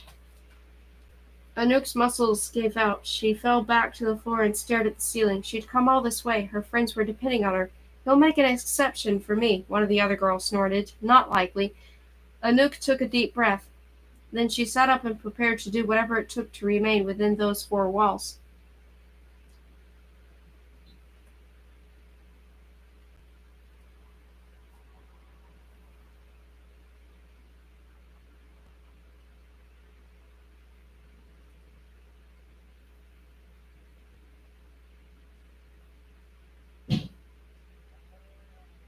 Chapter 7. Anouk pushed up to her feet, wincing as her joints popped and attempting to disentangle herself from the makeshift sling she'd fashioned out of Madavatore's fur coat. Her pants were torn. Her hair was undone and snarled. Her legs were soaked in snow up to her knees. The only thing about her that seemed in one piece was the Faustine jacket. She made an attempt to brush snow and dirt off herself, but as usual it was useless. Now that her eyes had adjusted, she saw that behind the grand fireplace were 3 sets of curving staircases, 2 that led to an upper level and 1 that plunged downward into darkness. The stone floor was slick as ice, polished smooth from centuries of footsteps, and there were uneven marks where she assumed pews once stood. There were 5 girls in all, the tall black girl with the British accent who looked the oldest. At her table There was a girl with a storm cloud of black hair down to her waist and eyebrows in desperate need of tweezing, and a pretty girl with glasses who peered at Anouk curiously. At the other table were two girls who looked to be at least 5 years apart in age, but judging by their stocky frames and their identical shade of red hair pulled back into the same severe bun, they must have been sisters. Anouk gazed at the fire longingly. What she wouldn't give to strip out of her soaked clothes, kick off her frozen boots, wrap herself in a blanket, and warm herself and little Bo by the flames. The little girl with the storm cloud of black hair stood, circled Anouk with a suspicious scowl, and then peered up at the stained glass window. The other girls didn't move. The older of the sisters grinned and said in a German accent, "You'd better turn around and leave, whoever you are." The younger sister frowned at the puddle of melting ice beneath Anouk's feet. "You'll have a better chance with the cold things out there than the warm things in here." The dark-haired girl loomed closer to Anouk, like a shadow come to life. She reeked of sweat and onions. She narrowed her eyes and grunted. Anouk moved a few feet away from the girl. "We'll freeze you if you go back out there." "Haida is right. You'd better leave," the British girl said regretfully. "I don't know what you've heard about this place, but it isn't some school for magic. It's a graveyard for the soon-to-be departed." The storm cloud girl dropped to her hands and knees and began inspecting Anouk's fur coat, which was crumpled on the floor. She ran to the strands between her fingers. Little Bo let out for a low growl, and the girl bared her teeth and growled back. She picked up a piece of vine and sniffed the leaf. "Magic!" She pointed an accusing finger at Anouk. All the girls became quiet. Their eyes went from Anouk to the piece of vine and back. "Jermis," the girl with the glasses said quietly, and hearing a spell on a Pretty's lips jolted Anouk for a second. Pretties, like those girls, couldn't catch magic, but that didn't mean they didn't know the wording of spells. She used the Jermis spell, growing. She sniffed the air. "With mint as the life essence." "Which?" the storm cloud girl cried. Then she jabbed an accusing finger at little Bo. "Witches, demon?" The British girl rolled her eyes at the other girl's ramblings. She cocked her head toward Anouk. "Can you really cast whispers?" Anouk felt skewered by 5 sharp sets of eyes. These were pretty girls who had clawed their way here through that forest of death, only to face even more danger. Anouk hesitated, then said, "Let me talk to the Duke. I'll make my case. He'll accept me." "Will I?" All eyes turned to the top of the stairs. A hulk of a man stood on the upper level, dressed in a full-length red cloak, more suited to a knight than to one of Luke's fairy tales and the headmaster of the academy. His hair was graying at the temples, though everything else about him spoke of immense strength. He had deep-set eyes and wore wire-rimmed spectacles. Around his neck held a gold chain that held a vial of powder. The cloak did little to disguise his massive stature. 2,000 years ago, he might have been a gladiator. What struck Anouk most was his unkempt shadow of a beard. It was rare to see anything less than coif perfection among the royals. "Who has come knocking in the thick of a storm?" he asked, observing Anouk, with a mongrel on her heels and a whisper on her lips. "Not a pretty acolyte, surely. This is a place for those who seek magic, not those who already have it." Anouk hugged her jacket around herself as if it were battle armor. "I know a few tricks and whispers, but I need more. I need to become a witch." There were bags under his eyes. He looked as though he'd been up late squinting at a book by poor light, and yet now a spark lit up his gaze. He made a point of checking the time on a massive clock at the front of the hall, set into a full rack of elk antlers that had been intricately carved with depictions of forests. One of the antler tips was broken off. Anouk felt for the broken piece in her pocket, wondering if the Duke knew she possessed it. "She made a vine grow in the snow," the younger rat had said. The Duke circled Anouk slowly, his cloak dragging on the floor. "You aren't a witch, though you can do magic," he mused. "You aren't a pretty, though you seem of their world." He brushed back her hair. "No pointed ears, not a goblin." Anouk's gaze shifted toward little Bo, and the Duke followed her eyes and then raised an eyebrow. "Ah, interesting." He adjusted his wire-rimmed glasses. "I thought the last of your kind had been killed centuries ago. I can't fathom how you ended up on my doorstep, beastie. But this isn't the place for you." She lifted her chin. "I deserve a chance as much as anyone else." He stroked her unshaven chin in consideration. "So you've come in search of a stronger magic than you possess. I wonder what you've been told of this place." Anouk told the Duke that she'd gleaned from overheard conversations in the townhouse that for centuries it had been the place pretty girls went to become witches. She'd assumed it involved learning spells, making potions, dangerous tests, and having to prove one's mettle. You evaluate them and determine who is worthy, she finished. There's a ceremony, the coal bats. All the royals come to light the flames and bear witness. The older redhead snorted. She doesn't know anything. She turned back to the table and bit off a hefty piece of her hunk of bread, apparently finding her supper more interesting than Anouk. My dear, the Duke said to Anouk, you've been misinformed. I do not decide anyone's fate.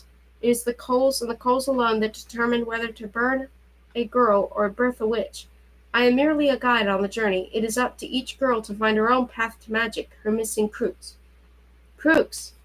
Anouk was tired and cold and wet, and the last thing she wanted was more riddles. She rubbed her bleary eyes. I don't know what that is, but whatever it takes, I'll do it. He dismissed her weariness with a tsk.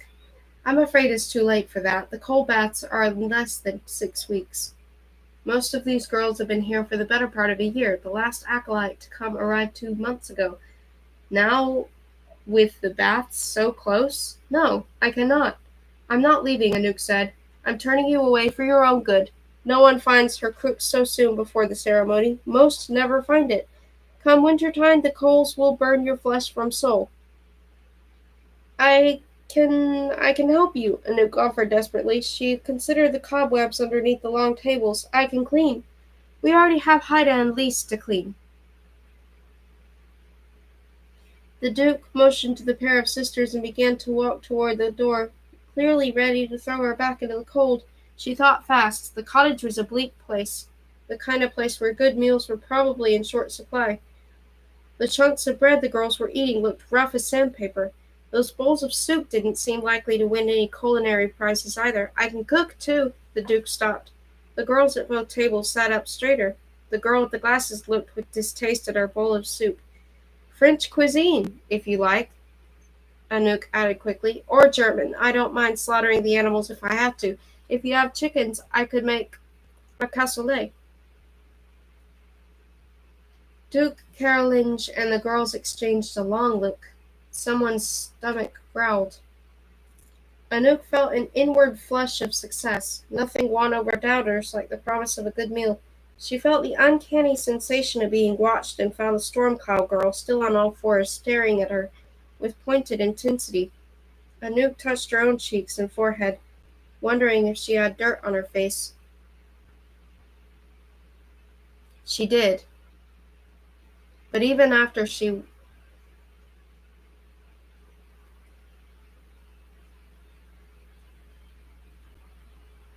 but even after she wiped it off, the girl still stared.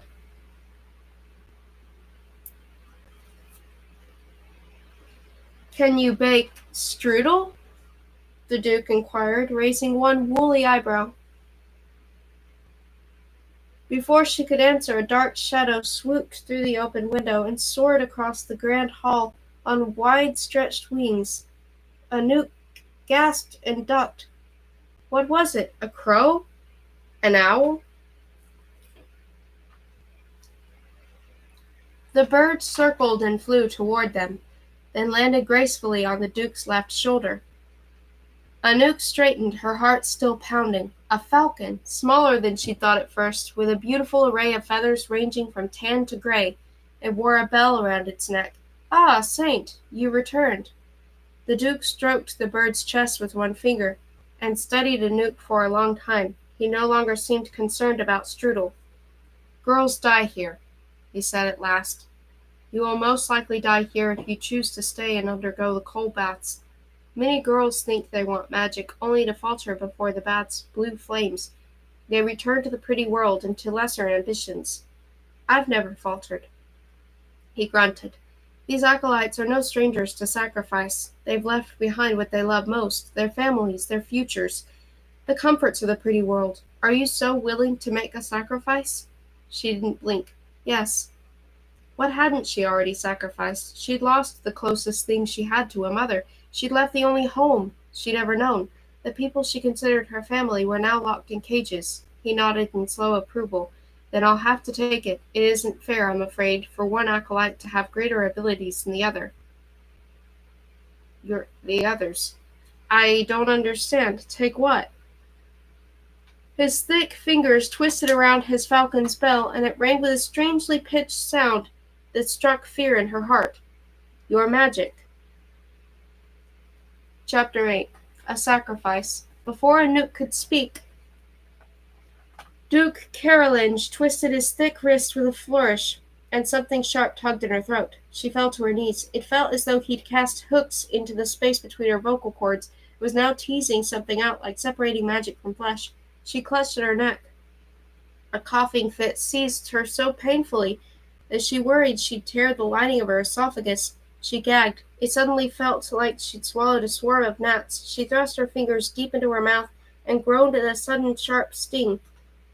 She leaned over and coughed until the stinging swarm rose up her throat and into her mouth. She spat it out. It was a chaotic ball of green lights that floated in the air like dandelion fluff straight to the Duke.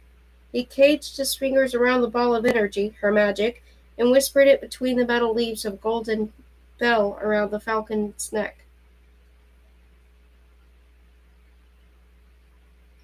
Now you may say if that is still your intention. Anouk pressed her hands to her throat. Her tongue felt raw, as though she'd vomited up salt and thorns. Wait! A murver! She stopped abruptly. Something had changed. Ever since the first time she'd cast a spell, she'd felt a warming, sparkly fizz with each word of the Silentium box, like sips of champagne.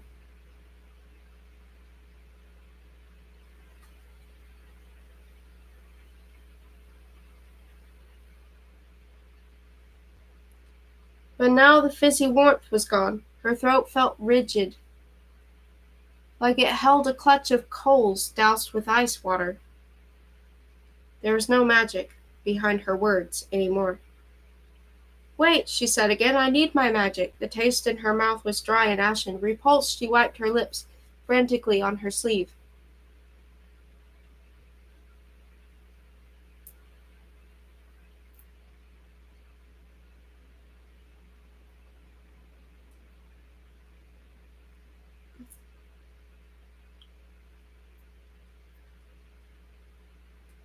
Give it back. You have no idea what I went through to get that magic. It's part of me. You can't just take it. She stood, but then tottered and fell. She felt like she'd just stepped from a long boat trip back onto solid land. And yet I did. The Duke calmly turned to the table of girls. Esme, thaw out our new acolyte, bandage her frostbite, and then give her a bed. The corner room upstairs with the other new girl. Esme, the British... One moment. I'll be right back.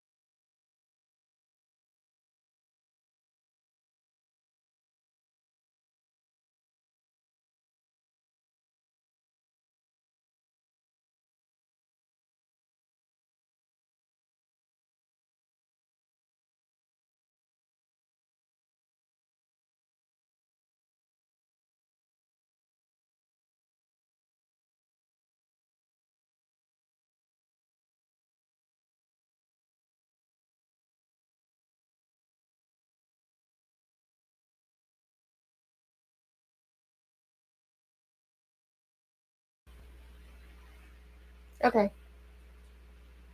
Where was it? The corner room upstairs with the other new girl.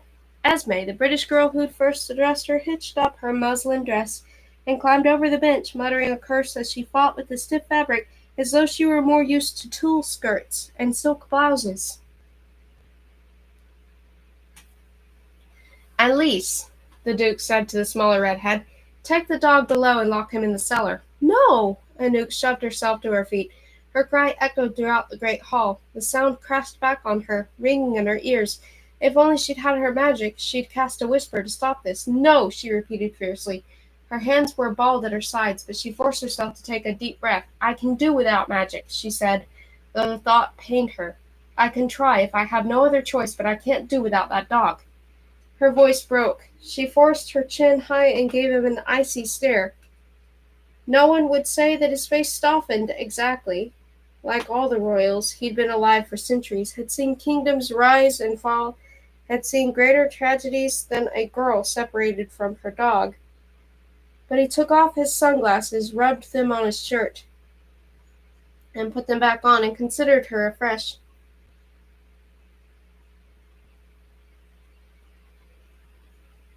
The cottage, he said, is no place for loose creatures. The forest that surrounds us is ancient and filled with capricious spirits. There are things beyond that door that wouldn't hesitate to make a meal of your dog should he wander down the wrong hall.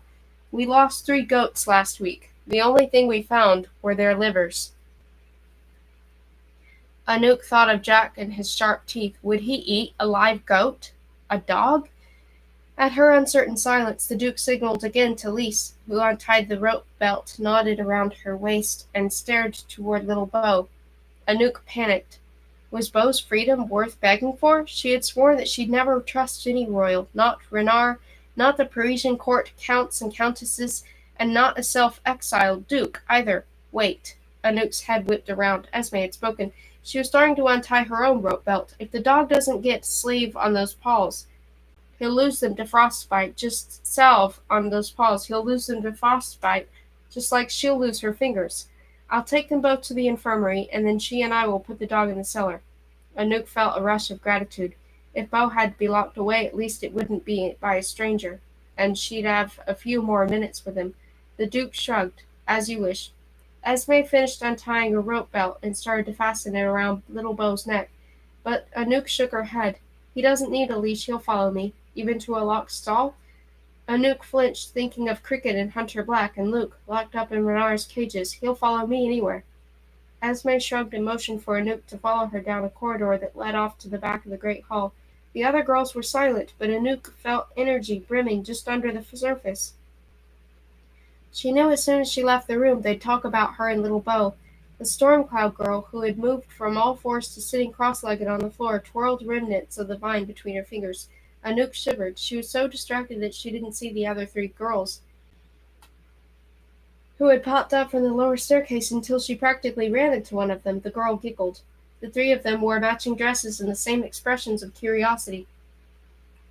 The one Anouk had nearly trampled looked about 12 years old and had blonde hair pulled back into a braid. The other 2 were older. One had a shaggy bob, the other a mop of brown curls and red cheeks. Their aprons were streaked with potato peels. Hey, scamper back to the kitchen, you 3. You can meet the new girl tomorrow, Esme said. But their eyes were on little Beau, not Anouk. And the 3 of them were already making silly little noises to entice him over so that they could scratch his head. Esme shooed them away and then opened a door to a glass-enclosed breezeway. The cloistered arches were encased in glass, which kept out the wind, though Anouk still had to hug herself for warmth. Beyond the glass a storm howled. Forgive them, Esme said. It's been a long time since any of us have seen a dog. The goats don't make good pets, and we aren't allowed to touch the Duke's falcons. Especially Saint, the one back there. Anouk's boots echoed eerily in the hallway. Is he very cruel? Esme gave her a surprised look. The Duke? Anouk thrust her hand deep into her pants pocket and clasped Renard's mirror. I've known more than my fair share of royals, Anouk explained darkly. They're as cruel as they are beautiful. Countess Quine, Lord and Lady Metham, any of them would have betrayed Anouk at the drop of a hat. And that was just the Parisian court. She'd heard rumors of the other courts. The Crimson Court with its 3 ruling sisters, the Court of the Wood, running by the imposing Baron Winter, the Court of Isles, the Baron Court. She'd meet some of them soon enough, she imagined. Representatives from each court would, according to tradition, journey the cottage at wintertide to the coal baths. She'd have more than Renard to deal with. I wouldn't call the Duke beautiful, Esme snorted before adding offhandedly. I wouldn't call him cruel either. They reached a door at the end of the cloistered hallway, and Esme paused, her hand on the iron knob. He's reserved, cold even. He doesn't get close to any of us. Can you blame him? He advises girls for the better part of the year, gets to know their dreams, and then watches almost all of them die. Every year for hundreds of years he's done this. Considering that, I'd say he's agreeable enough. Anouk stared at Esme in disbelief. Had he twisted their minds to think he was a simple academic? That he had their best interests at heart? That he wouldn't sell their souls for a good bottle of Pinot Noir? Or maybe even a bad one? By the way, Esme said, that's a great jacket. It's a shame you'll have to take it off. If you haven't noticed, we all wear the same thing. This awful frock. The Duke says uniforms help us focus. Anouk continued to stare at her. It's just, you can't possibly trust him. She touched her throat. You saw how he took my magic, and before that he was going to throw me back into the storm. Esme stroked her chin. I see how that might look cruel, but I promise turning you away would have been a kindness. Her face grew very serious. Do you know what my first thought was when you came crashing through the window? Just another body for the fires. There are 9 of us. 10, now that you're here. We were 10 before. There are always 10, every year. Without any planning or anything. That's just part of the Cole's magic. But one girl left over the summer. She was frightened by the spirits in the woods. The snow children. I'm guessing you came across one of them. Most girls do, for better or worse. We were hoping she'd count as one of the 10, and that another girl wouldn't come to take her place, but here you are. Anouk hesitated. That girl with the black hair, Frederica. Esme let out a puff of air, as if to say that Anouk didn't know the half of it. Frederica's wild. I don't mean she's a handful. I mean actually wild. She grew up in the Black Forest in a valley not far from here, raised by pagan pretties. She's mostly harmless, but the rest of us keep out of her way. She eyed Anouk. Hey, are you okay?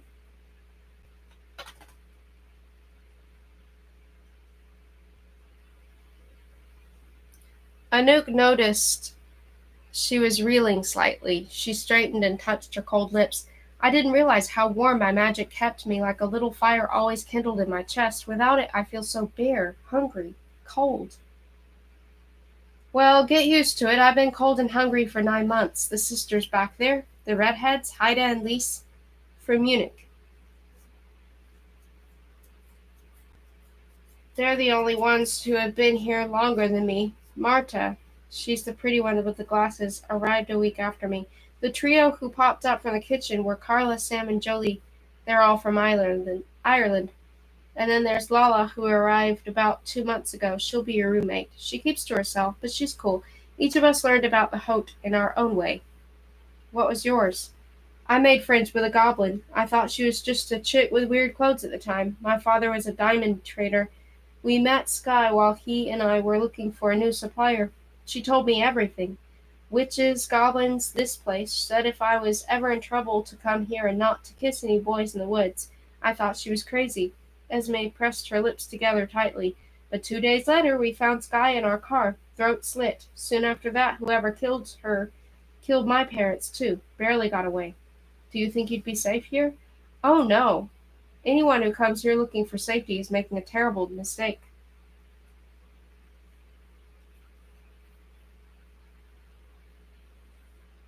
Chapter 9. Esme continued the tour and took Anouk to a room that might once have been a chapel, judging by the shape of the boarded-up windows. It was now filled with medical supplies. The infirmary wasn't much to speak of, just a dreary stone chamber packed with dusty wooden drawers that smelled of salves and ointments. Several pairs of crutches were propped up in one corner. 2 giant woven baskets were bursting with bandages, clean in one, blood-stained in the other. Boots off, Esme ordered, taking down a jar of salve from the shelves. As soon as Anouk had removed her boots, Esme frowned. You're missing your little toes. It's a long story. Esme applied the cream to Anouk's fingers and blackened tips of Anouk's toes, then put some of the sensitive pads on little Beau's paws. There must have been magic in the salve, because moments after Esme applied it, Anouk's fingers began to come to life again. It was cold in the infirmary and hardly comforting, but at least the lantern was warm. She cleared her throat. The Duke said something about finding a crux. Esme looked up from where she was dabbing the salve carefully around little Beau's claws. All the girls come here thinking they're going to learn spells and potion making. That's part of it, of course. There's a library filled with books on the Silentian box and the history and politics of the Hote. And there are storerooms filled with samples of every kind of life essence imaginable. But this is, above all, a place for searching. The Duke will explain it to you. I'd rather hear it from you. Esme sat back on her heels. Do you know that every witch has preferred kind of life essence?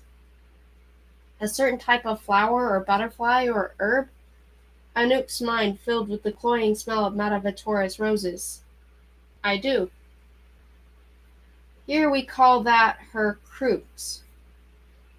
It isn't just that, say, the rebel witch of Lucerne liked the smell of peonies, so she favored them for her spells. For her, peonies held a unique power. Decades ago, she came to the cottage as a pretty and spent months searching for her crux before she found it.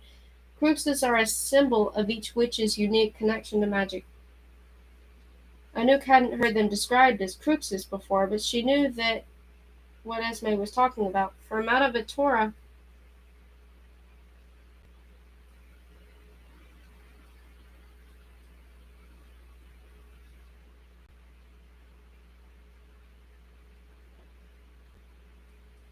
it had been roses. For Madavozola, fresh-cut lavender. The witches could and did use all types of life essences. There is one living element that each witch seemed preternaturally drawn to. It could be goose down, dragonfly wings, allium bulbs, or any of a nearly infinite number of possibilities.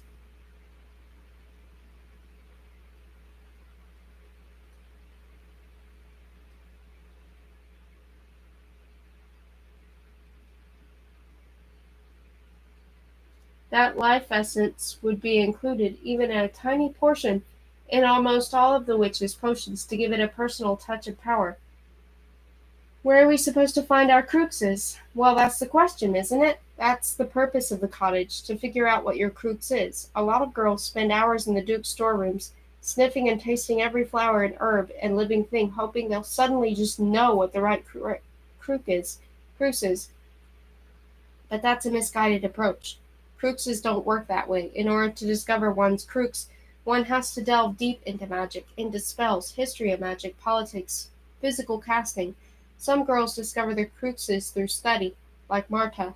She spent months in the library studying the Silentium box, and then one day we found her passed out on the floor in a puddle of spilled tea.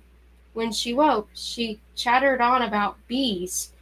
Bees! How honeybees were the secret to everything. She must have learned thousands of words in the Silentium box, but it wasn't until she learned the word for bee that something clicked for her.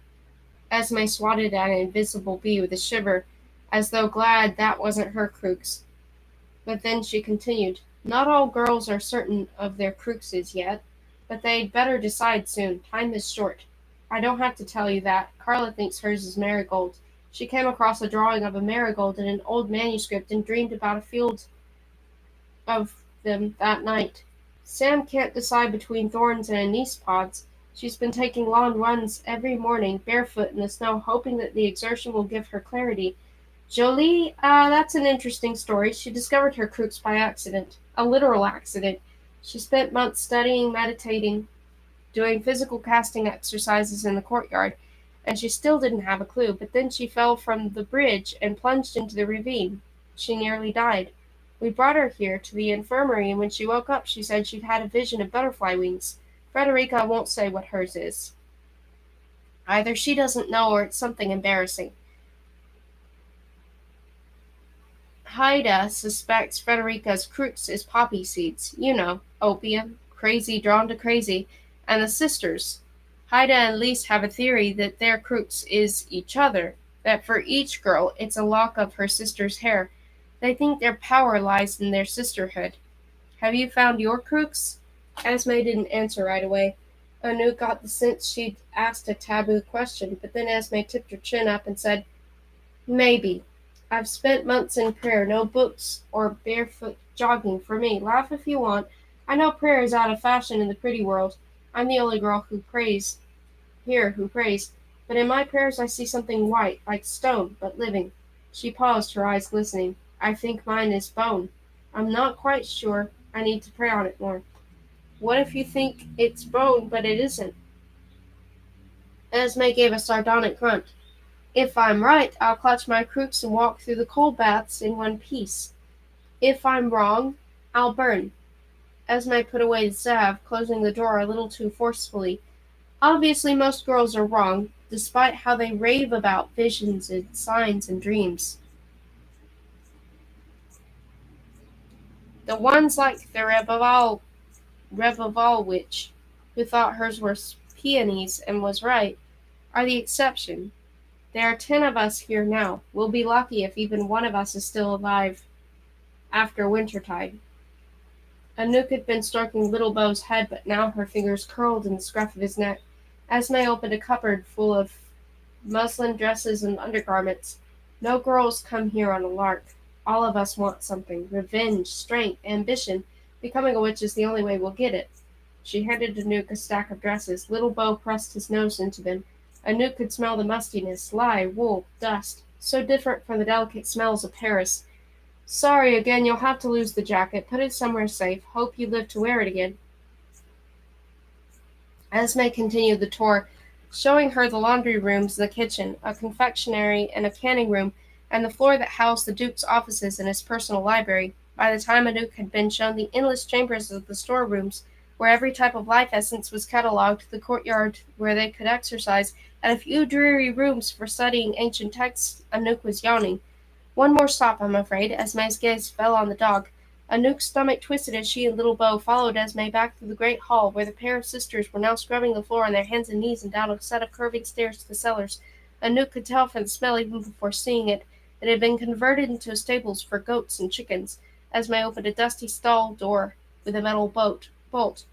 Marta's in charge of the animals. She'll feed your dog and bring him water, and you can visit him when you have free time, but I'm afraid it won't be too often.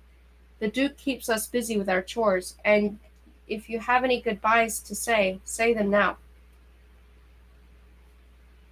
Anouk sank to her knees and ran her hands through little Beau's fur. She pressed her forehead against his. When Beau had been a boy, he'd hated to be alone. He was always hunting out someone to talk to, even if it was just a goblin or the pretties who delivered packages. As a dog, he barely left her side. I'm so sorry, she said. You have to stay here. It isn't safe otherwise. His big dark eyes swallowed her. He plunged his nose into her side, hungry for her familiar scent. On a whim, she set aside the stack of muslin dresses and shrugged out of the Faustine jacket. She strengthened her bulky sweater underneath, pulled the collar high around her neck to keep out the chill, and gently tucked the jacket into the corner of the stall. Here, for you, a little piece of me so that you aren't all alone. Anouk leaned forward and planted a kiss on the dog's head. He tried to follow her when she left, but she closed the small stall door. He whined softly. I'll visit you whenever I can, Beau. I'll bring you treats. She turned away with tears in her eyes. Suddenly she felt so trapped, cold all the way to her bones. Her fingers skimmed over the bare place in her throat. She'd lost her magic. She'd lost her friends. She was separated from Beau. Little Beau started scratching at the door, and she pressed a hand to her heart and hurried the steps. Esme followed silently. When Anouk stopped at the top of the stairs, leaning against the wall and breathing hard, Esme touched her shoulder. I'll take you to your room. It's late. You can get some rest. Just tell me which one it is. Last on the left, the corner one. Anouk wanted to thank her for showing a glimmer of kindness in such a dreary place, but it was all she could do to race up the stairs to the dormitory floor. She ran past open doors. They were small monastic cells, built as a solitary room for each of the original monks, though now 2 beds had been squeezed into each room. Her chest felt tight. She kept thinking of Beau trapped below, all alone, and of girls dead in the woods, and girls dead in fires. She was tired of living in a world where girls were so expendable. On the verge of panic, she threw herself into the last room on the left and slammed the door behind her. The cell was empty and identical to the others, except that since it was on the corner, it had 2 high, tiny windows instead of just one. There were 2 wooden beds with a trunk at the foot of each one, and it was so cramped that Anouk could barely turn around. There was little to tell her about the roommate other than a pink sock peeking out from under the sheets and a vase of dried lavender on the nightstand. She leaned back against the door, wondering if she'd made the biggest mistake of her life. Why had she dared to dream of stepping beyond thresholds? What had that gotten her? Maybe she should return to Paris, listen to Duke Carolinge, and throw herself out. How could she possibly find her crux when it had taken the other girls months when they were still filled with doubt? In 6 weeks, Renard would arrive in an expensive car with servants at his bidding, and clothes cut for God. He'd take one look at her and know that she'd lost her magic. Would he still want her as his princess then? Would he claim that their deal was invalid since she'd lost the one thing he cared about? She dug through her pants pocket until she found Renard's mirror. She cleaned it with her sleeve. Her vision was blurry from tears, which she wiped away angrily. The mirror showed 3 cages: a white cat, a bandaged wolf, a small gray mouse. No! Anouk was so mad she wanted to hurl the mirror across the room. He hadn't changed Luke back. That was their deal, wasn't it?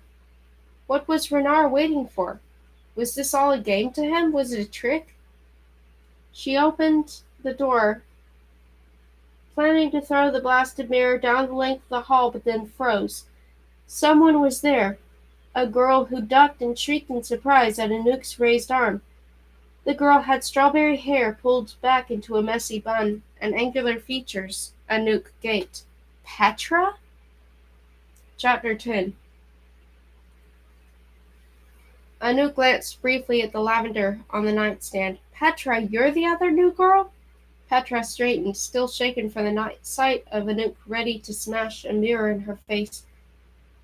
I wouldn't say new. I've been here 2 months. That's 2 months of gruel, 2 months of this hideous dress. It's been an eternity. They said my roommate's name was Lala, Petra snorted. That's just a nickname that Esme gave me. I sing in the bathhouse. La la la. She shoved past Anouk and into the room, then whirled around. What are you doing here? I can't believe the Duke let you stay. I offered to cook. Ah, all men put their stomachs over their heads. Anouk sank onto one of the beds, glancing at Petra's hands on her hips. And he let you stay? Did he ask you about your past? Does he know that I'm transgender? Yes, he knows. They all do. My first night, one of the girls said it wasn't right for me to be here, that only women can undergo the baths, not men. I said that I didn't see what the problem was. She pulled her hair out of her bun and gave her strawberry blonde locks a flip. The Duke agreed. He said they'd never had a transgender acolyte, but that I was welcome as any other girl. Do you think it will make a difference? Petra shook her head. I know who I am. She put her hair back up in a bun and sat on the bed opposite Anouk. She lowered her voice. You're the one I'm worried about. It was foolish for you to come with only weeks before the cold baths. Anouk let out a sigh. It must have been past midnight. Her limbs were so heavy. Without her magic, she felt like she was still wandering in the woods, lost and frozen. I didn't have a choice, she explained about growing plagues in London, and the unlikely bargain she'd struck with Prince Renard, her trip to Bavaria, and the awful moment when Duke Carolinge had drawn the magic out of her. She pressed a hand to her throat, wincing at how frigid her skin felt. Then she glanced at the door and lowered her voice. What happened to Cricket and Luke and Hunter Black? You said you'd watch out for them, but Renard has them caged in Castle Ides. Petra ran a hand slowly over her face. I tried to help them, I promise, but it wasn't that simple. After you fled the chateau with the goblins, Renard rounded up your friends and caged them. It wasn't like I could walk up to them and demand that he freed them. He just murdered my mother. Is that why you're here? You want to become a witch so you can get revenge against the royals? Petra snorted. Give me more credit. I have loftier aims than revenge. Her eyes sparkled as she leaned forward and said conspiratorially, I have to know what magic feels like. I know that you understand. You had magic, even if it's gone now. Look at you. You look sick without it, like someone's ripped your heart out. That's because no one can live her life on the edge of a magical world and not want to be part of it. No one can walk away from tricks and whispers, from goblins and spells. I want it all, Anouk, everything Matazola had and more. Anouk's fingers fluttered over the base of her throat as she remembered the warm champagne fizz that was gone now. Can the Duke be trusted? Petra gave a wavering head tilt. I don't know about trust. Most of the girls here have only heard rumors about the Hote. They've never met a witch, let alone a royal, so they have their pretty little heads in the clouds. When I first arrived, the Duke invited me to his study and kept me all night droning about the long history of the girls burned alive, trying to frighten me off. I told him what he could do with his scare tactics. Ever since then, he hasn't offered to advise me again. And this Crookes business, have you found yours? Petra's lips quirked in a movement that could have been a smile or a grimace. I'm working on it. She leaned back. When I first got here, I tried studying with Marta, learning the Silentium box, memorizing spells, understanding the history of magic.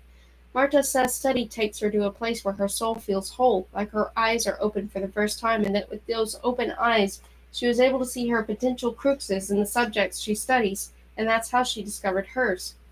Petra pulled a lock of hair out of her face. But all I saw were dull old textbooks filled with dull old history lessons. She glanced to the window.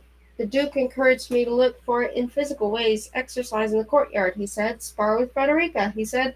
Ah, I can tell you one thing. I know myself well enough to realize that I'm not going to discover my crooks by sweating in the snow. She leaned forward with a smirk, a strawberry lock falling in her eyes, highlighting that fire that blazed there. Madasola studied here 600 years ago. She didn't find her crooks through any of the usual ways, either. She was the first pretty to find a crooks through a creative path. Every morning that she was here, she climbed down the ravine and gathered clay from the riverbed, then began sculpting it. She let her mind go blank and allowed her hands to take control. For months she shaped nothing but meaningless clumps. And the other acolytes laughed at her, but the night before the baths, after the eve feast had concluded, she stayed up late and her hands worked the clay into an etching of flowers, lavender. She found dried lavender in the Duke's storerooms and carried it into the flames with her. She was the only acolyte who didn't burn. Guess who was laughing then? She pushed back more loose strands of her hair that had escaped her messy bun. So your plan is to experiment with mud? Petra's grin vanished. No, but Matazola is my mother, even if not biologically. I know I'll discover my crooks while doing something creative, too. So while the other girls stay up all night with their noses in books or praying until their knees have bruises, I've been doing artwork, of a sort. She hitched up the hem of her dress, exposing her calf and thigh. Anouk's eyes went wide. Tattoos ran up Petra's leg all the way from her ankle to her thigh. They weren't like any tattoos Anouk had ever seen. Goblins adored tattoos, but theirs tended to be colorful and bizarre, like squid tentacles holding teaspoons, and they changed them with a whisper every few weeks anyway. Petra's tattoos were abstract, bands of indigo and black, some thin as a strand of hair, and some as thick as Anouk's thumb, with concentric circles at the curve of her calf. They're beautiful, she breathed, mesmerized. Did you ink them into your skin yourself? Petra lowered her dress hem. Something prideful flashed in her eyes. They aren't done with ink, she said. It's an ash I made myself. After a few weeks here, I started dreaming of the battle at Montelamar, the flames destroying the lavender fields. I realized that was a sign, something charred and transformed. I etched those tattoos with a sharpened chicken bone and all kinds of burned life essence, but the answer was so obvious. Maldazola's crux was lavender. Mine was lavender ash. Well, I think. I need a few more weeks to finish the tattoo I have in mind. See if a new dream comes to me. A bird called overhead, and Anouk tipped her head up and studied the ceiling. It's the falconry mews, Petra explained. They're directly above our bedroom, in the Abbey Tower. It's where the Duke keeps his birds and maintains communication with the royals. It's forbidden to the acolytes except for Marta, who's in charge of cleaning all the animal cages. Anouk's hand drifted to her neck. Does he keep it locked? Petra narrowed her eyes. What are you scheming? Anouk leaned forward.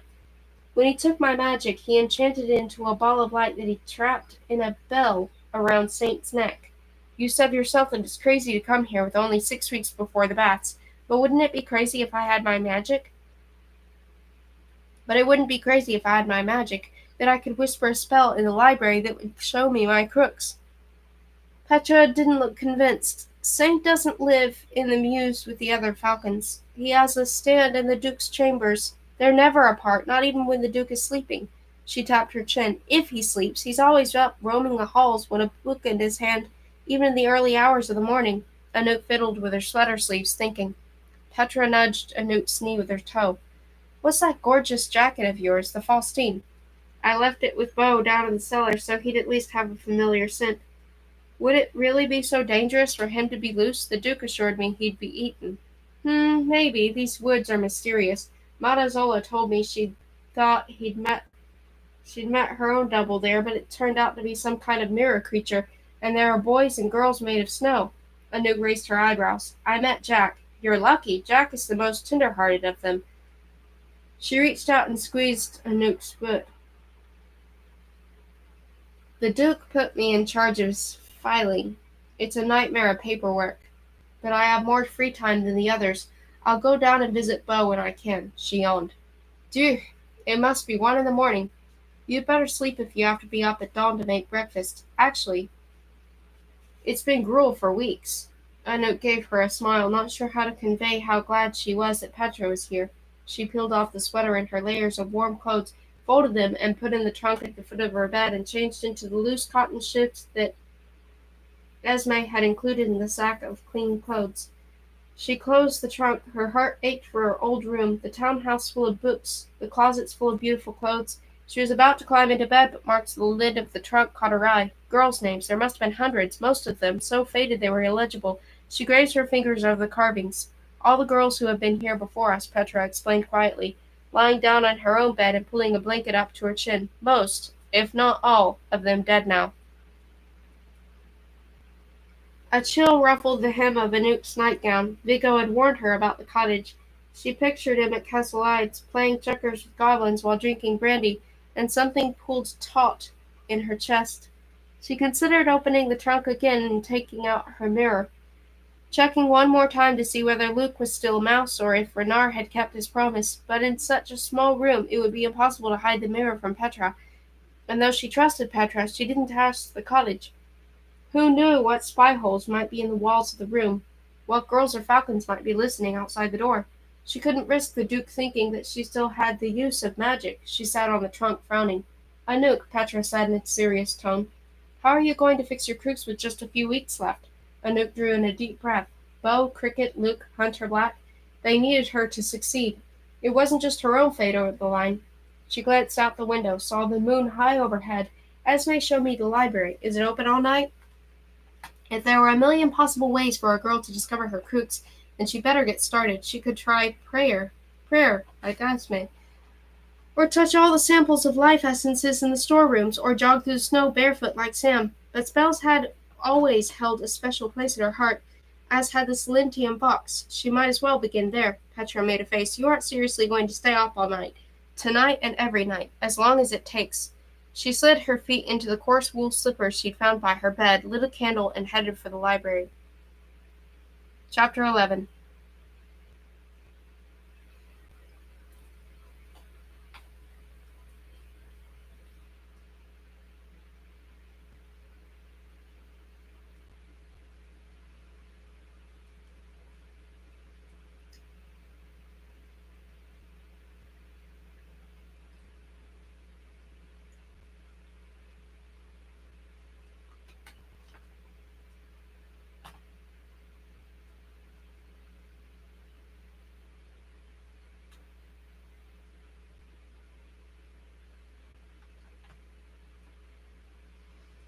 For days, Anouk's world was filled with books. She spent every minute between her kitchen shifts to the library bent over a dusty volume. She memorized hundreds of new phrases in the Silentium box. She learned the 11 words that meant night, the 4 words that meant day. She found a yellowing old volume on a top shelf that had been handwritten by one of the original royals, an ancient baron of the Lunar Court. The pages so old they barely stayed intact in her hands. She memorized spells for withering trees, tricks for flooding a riverbed, whispers for mending a broken heart. Marta kept her company, though she was such an unobtrusive soul that Anouk often forgot she was there. Marta liked to study while wrapped up in a blanket on the floor, stacks of books around her, eating from a jar of pickled black walnuts. Anouk glanced at Marta's books. They were mostly political theory of the halt and histories of the ancient royals. When Marta read, it was like the world stood still. The only sounds were pages turning and walnuts being nibbled. Anouk rubbed her eyes. She'd been at the cottage for a week, and didn't have a clue what her crooks might be. No lightning had struck when she'd read references to sunflowers. She'd gotten no flashes of insight when she learned the Silentium box words for fox fur. She slammed her most recent book shut, a genealogy of previous witches and their crookses, and opened a new one at random. Her candle flickered over a page streaked with dust. Her eyes snagged on one phrase, gray rainbows. She was suddenly aware of how quiet this library was. She frowned and scooted the book closer. It had been handwritten by the pretty monks who lived here centuries ago. Gray rainbows. It was eerily similar to the plagues in London that Renard had told her about. Black rainbows, he had said. Could it be a coincidence? She held her candle closer and kept reading. Besieged by the curse, overtaken by the plagues, the triple moons and gray rainbows, rainstorms of worms, Dublin to Prague, a madness over the population. They call it the Noir Coeur. The Noir Cur, she whispered to herself. The book was badly damaged, and the words were legible. She scanned the next few pages, which told of plagues that were similar to what was happening in London. Grey rainbows in the past, black rainbows now. Triple moons before, double moons now. Rainstorms of worms then, falling toads now. How could history written about centuries ago in a random book be repeating itself? She ripped out the pages and put them in her pocket, riffling through the rest of the book for similar references. Worms falling from the sky, the noir cur, the dark time. She ripped out those pages too. She skimmed through the rest of the book until her candle burned out, and the next night she moved on to another book written by the same monk. She spent long nights poring over the books, hoping for another passage that might explain the odd references. One night, a week later, Marta struck her head around the shelves, startling Anouk. Marta grinned. "I'm going to get some of the leftover bread for supper. Do you want anything?" Anouk hesitated, and then, before she could stop herself, she took one of the pages that she'd been collecting throughout the week. She smoothed it out and tapped a word. "Marta, have you ever come across references to something called the Noir Cur?" Marta blinked, thinking, "Not that I recall. Or plagues, strange phenomena like creatures raining down from the sky, multiple moons, that sort of thing?" Marta cocked her head. "There are some accounts like that, legends about the early royals, about the Snowfire Court, what is now part of the Hammer Court, far north in Siberia and Scandinavia, and there are a few ballads about the mystical King Satyr and Queen Midroth, and how they banished a dark evil while dressed in fabulous bearskin cloaks and wearing glittering powder on their lips. Sometimes that evil is referred to as plagues. The accounts of King Satyr and Queen Midroth aren't in any of these books, though. I saw them in the Duke's personal library while I was feeding Saint. I used to browse through the books until he caught me. Since then he doesn't let me feed Saint unless he's there." Anouk ran her finger over the page, thinking. "Don't take this the wrong way," Marta said hesitantly, adjusting her glasses. She motioned to the stack of books by Anouk's side.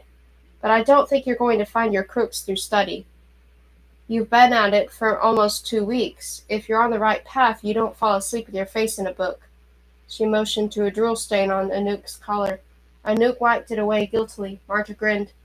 "You need to find something that makes your soul sing, that fills you with joy like you've never known. Only that feeling can guide you to your crooks."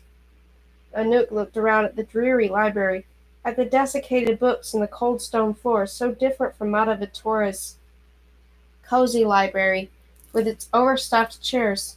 If spending hours hidden away in here brought Marta such ecstatic joy, maybe Anouk was on the wrong path. Marta leaned forward, pushing her glasses up. "You have something in you, Anouk. A fire. It was clear the night you arrived." She touched her own chest. "You want magic as bad as I do." Anouk raised an eyebrow. "How did you learn about the Hote?" Marta let out a puff of air and said dreamily, "I was in my first year at university. I was studying in a cafe for end-term exams. The cafe closed for the night, and I left to find a place where I could continue reading. I wandered the city and came across a drunk guy by the river. I was afraid he'd try to drown himself. He saw me calling to him and laughed. He said, 'Can't you see, pretty girl, that I'm walking on the water?' 'Of course you can't. Your eyes are closed. Here, my pretty, see.' He raised the glamour, and I saw him for what he was, a royal, a minor count of the Minaret Court. That night we sat on the river bank and drank his wine, and he told me about a millennia of magic, of powerful spells, of passionate royal affairs. I forgot about my exams. What did I care about school any more after learning about the Hote? I wanted magic." "Didn't he glamour you once the sun rose?" Anouk asked. Marta grinned and shook her head. "He passed out. I'm not even sure he even remembered our conversation or me." Her face grew serious, and she rested a hand on Anouk's arm. "Do yourself a favor and stop torturing yourself with these texts. Try prayer, maybe?" Anouk wrinkled her nose. The antler clock in the great hall chimed 3 o'clock in the morning, and the sound echoing through the entire abbey and reaching them in the library. "Chores," Marta sighed. Anouk perked up. "Could we swap?" "Me make breakfast? I can't even boil water. Just for today." Anouk didn't say anything about little Beau, but she didn't have to. Marta seemed to understand. She reached into her pocket and set a piece of biscuit on the desk. "Just for today. Here, give your dog this. I saved it from yesterday's breakfast." We all like him, you know. Anouk briefly debated telling Marta little Bo was actually a boy with shaggy hair and a love of fast cars, but then she took the biscuit and closed her books. It wasn't until she was halfway down the cellar stairs that it hit her. As soon as winter fell, just a few short weeks away, she, or Marta, or most likely both of them would be dead, as would Esme and Petra and all the other girls. Her thoughts were dark as she descended the stairs. Saying Vivek. Anouk shrieked and pressed her hand to her chest. She wasn't alone. Frederica was lurking on the landing, her hair with its usual wild black storm cloud. Her eyebrows shadowed her eyes into dark pools. Frederica, Anouk swallowed. What did you say? In the 2 weeks Anouk had been at the cottage, Frederica hadn't spoken a single word to her. She rarely spoke to anyone except Sam, who did the laundry, and then only to tell her that she'd torn another one of her dresses while exercising in the courtyard. Still, Anouk had felt Frederica's glistening eyes fixed on her at every meal. Saying Vivek, Frederica repeated. Anouk's eyebrows rose. She glanced toward the top of the stairs, wondering if anyone else was within earshot. Is that in the Silentium box? Something about blood? I don't know the usage of Vivek. A witch took 2 of your toes, Esme says. Anouk glanced over her shoulder in the direction of the kitchen. It was after 3 o'clock in the morning. Carla and Lise should be there, up early to start making the daily bread, but they were both notoriously deep sleepers, and they knew that Anouk, the head chef, wouldn't scold them too severely. No sounds came from the kitchen. That's right, Anouk's toes curled in her shoes. Frederica lifted 2 fingers to her mouth and started gently gnawing on them, all the while staring at Anouk. Are you all right? Anouk took a step down the stairs away from her. Maybe Frederica was nervous about the delivery the previous day. Just after breakfast, 2 enchanted pretties had shown up, leading strings of mules loaded with firewood. Having just barely survived the precarious mountain path, they carried in load after load until the courtyard was filled with sacks of wood. It had shaken Anouk when she realized that preparations were already beginning for the coal baths. Tomorrow, Duke Carolinge would begin the grueling 4-week-long process of whispering the wood into coals that would form the basis of the trials. Then the coals would need the magic of the royal quartz to convert them into blue flame. Renard would be there. She'd confront him about why he hadn't turned Luke back yet. She'd force a promise out of him, one sealed in magic this time. Suddenly, Frederica pulled her fingers out of her mouth and dropped to the floor. She started doing push-ups on the landing, counting out the numbers in German. Anouk took another step away from her, then made her way down to the cellar as quickly as she could. When she got there, she closed herself up in the stall with little Bo and swept into a hug. Bo, she breathed into his fur, this place is getting to me. What's my crooks? I haven't had any insight. Nothing's called to me. If I learned anything from the goblins, it's that I'm not drawn to rats or cockroaches. I know it isn't roses like Montevitore's crooks. I like time, but that's only because it reminds me of Luke, she groaned. This would be easy if I had my magic. Little Bo went to the stall corner, took her Faustine jacket in his mouth, and dragged it over to her. He nudged it into her lap and ran his bandaged paw over the winged creature on the back. He whined softly. Anouk reached out and scratched his head. She pulled the jacket up over both of them, and they lay in the straw and slept a dreamless sleep.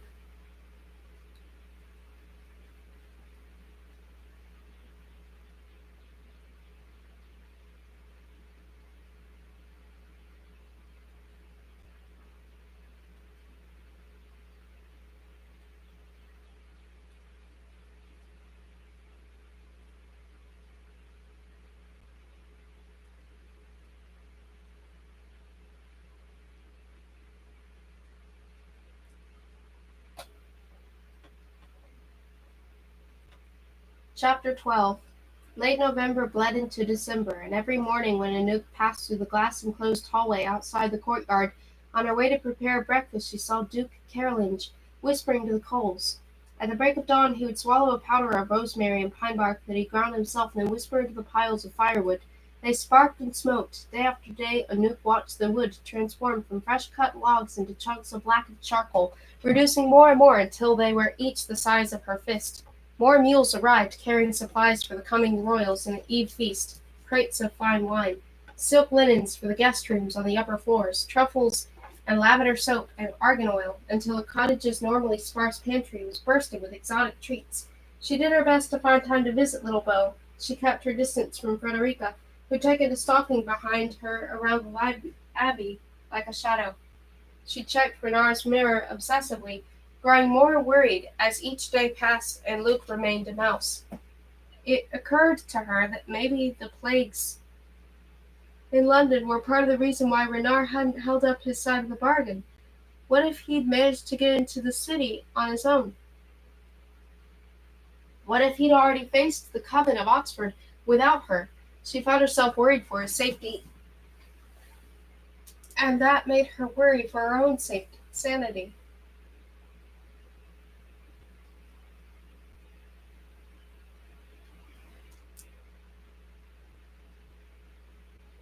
She spent long hours trying to discover her crooks. Each morning she rose before dawn and ran leaps around the courtyard until her muscles ached. She forced herself to stand barefoot in the snow, then hold her hands an inch from the scalding stove. She memorized and practiced ritual patterns of movement that spellcasters used. She locked herself in the Duke's storerooms, even though Esme told her it was folly, and examined every herb she could find, from dried rosemary to Spanish thyme, sniffing each one, tasting them all, studying the effects they had on her to see if any one of them gave her some special spark. Then she tried the dried flowers that he stored in glass jars, lace leaf and gardenia, lotus and calla lilies. By the third week she was desperate enough to move on to poisons. She read about each one in the stained old guidebook before carefully placing a drop of it on her tongue. But this only sent her to the infirmary with stomach cramps, where Esme made her a soothing drink of warm goat milk and honey, and gave her 2 contraband pills smuggled from a pretty pharmacy in Berlin, with a plain, "You're going to kill yourself going on like this," Esme said,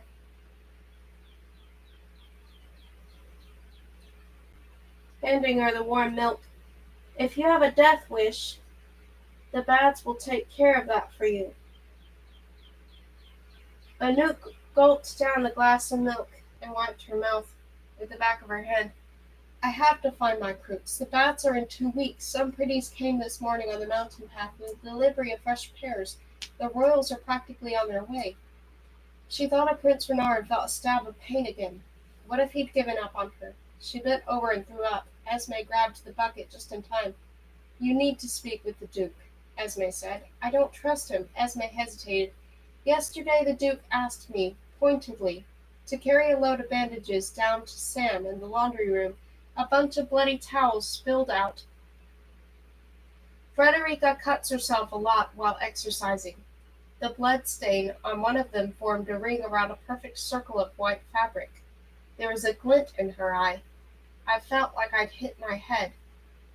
The circle of white. I just knew, Anouk. And somehow the Duke had known too. That's why he asked me to run the errand. I was wrong. My crooks isn't bone, it's pearl." Anouk raised her eyebrows. All the other girls had decided on their crookses. Frederica hadn't outright stated that hers was poppy seeds, as Haida had insisted, but she claimed that she knew what it was. Esme had been the only one other than Anouk who hadn't yet chosen. Esme rested a hand on Anouk's shoulder. "You still don't know what you're going to carry into the flames. The Duke could help you." Anouk wiped her mouth. "You can't trust royals," she hesitated. "There's a prince." Esme's eyebrows arched. I like princes. Go on." Anouk looked away, toying with the damp cloth she'd used to wipe her face. "He's not just any prince. Prince Renard of the Parisian court, head of the Haute. He conspired with a witch to trap my friends and me. They're in cages now. He won't free them until I do as he wants." "Is this prince coming for the Eve feast?" Anouk nodded. "He'll be there to watch you walk the coals?" "Yes." Esme leaned forward.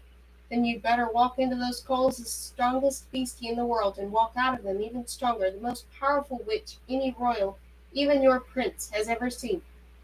Anouk smiled, but only briefly. "You shouldn't hope for that, Esme. The odds are poor. 1 out of 10. If I survive, or Marta, or Petra, or any of these girls, Your own chance of survival is so much less. That's not how odds work. That's how these odds work. Almost every year, only one girl lives. Sometimes not even that. I can count on one hand the number of times in centuries when two have survived. I choose to believe that odds are meant to be defied. She rested a hand on Anouk's shoulder. I'll let you in on a secret. Tonight, after the Duke retires to his chambers, some of us are going to walk the coals. Anouk frowned. You can't. The coal baths aren't like striking a match and sparking a fire. The royals have to light them themselves with a whisper. They aren't here yet. Not those coals, Esme said. Then she grinned mischievously. Meet us at midnight in the courtyard. Bring Petra, too. You'll see. I can't believe you talked me into this. Petra stood in the falling snow, with her blanket wrapped around her and hooded over her head. The moon was hidden by the storm clouds. Anouk hugged her own blanket around her shoulders, letting the snow land on her bare hair. The courtyard was quiet. The beds of coals that Duke Carolinge had carefully been preparing lay untouched. For a few humiliating moments, Anouk wondered if Esme had been playing a joke on her, get the new girl to stand outside in the snow in the middle of the night. But then the clock struck midnight and she heard footsteps on the cobblestones. Esme? She asked. Shh. Four girls, hidden by makeshift cloaks, scurried into the courtyard. Anouk could barely make out the glint of Esme's dark skin. We can't let the Duke hear us. The punishment for meddling with the preparations for the coal baths is expulsion. Petra gave Esme a long doubting look. Why exactly are we meddling? Before Esme could answer, just two more girls appeared at the far end of the cloister and tiptoed across the courtyard to join them. Anouk recognized Jolie's braid and Carla's skipping walk. Is this everyone? Esme whispered to them. Sam's too scared to come. Jolie rolled her eyes, but she looked anxious too. Carla gave a guilty smile. I didn't tell Frederica about it. She's so strange. I was so afraid she'd do something crazy and the Duke would find out. Esme nodded. Let's begin then. You've all seen the Duke preparing the coals, right? They won't be ready until the day before the baths, when the royals arrive. There's nothing magical about them at the moment. They're just charcoal bricks. Bricks, she grinned. We're going to light them for a fire walk. Why? Petra asked. Esme gave her a sly look. A fire walk is tradition. I found instructions carved under my bed by the previous girls who came here. Every year, acolytes walk the coals early as a sort of blessing. They say that the scariest part of our coal baths is taking the first step into the flames. But the eight of us will have already taken that step. Well, a practice step, for luck. Petra rolled her eyes. It was snowing harder now, and she didn't seem amused. She turned to Anouk and muttered, There's a reason I never applied to university. I'm not a fan of hazings. We need all the luck we can get, Anouk countered. Petra grumbled, but she didn't leave. Esme produced a book of matches from her pocket. Carla and Jolie, take some matches and light the coals from that end. Anouk and Petra take the other end. Marta and Haida will light the coals in the middle. The girls set to work.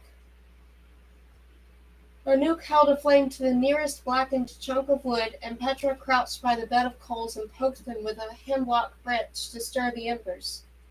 Carla did the same, stirring the coals until they sizzled, and then she tossed the hemlock branch on top and dusted off her hands. The real coals in the coal baths won't be like these, Esme explained. They're sparked by a royal whisper, not a match. It's possible for us to walk across these hot coals and not burn our feet even without magic. The first thing you have to do is kick off your slippers and plunge your bare feet into the snow. Then walk quickly, but don't run. The lighter your steps, the less likely you'll disturb the coals and snag one between your toes. Saying a prayer first wouldn't hurt. She kicked off her own slippers and gave the other girls a hard look. No screaming, no crying. Wake the Duke and we're all out. Anouk swallowed.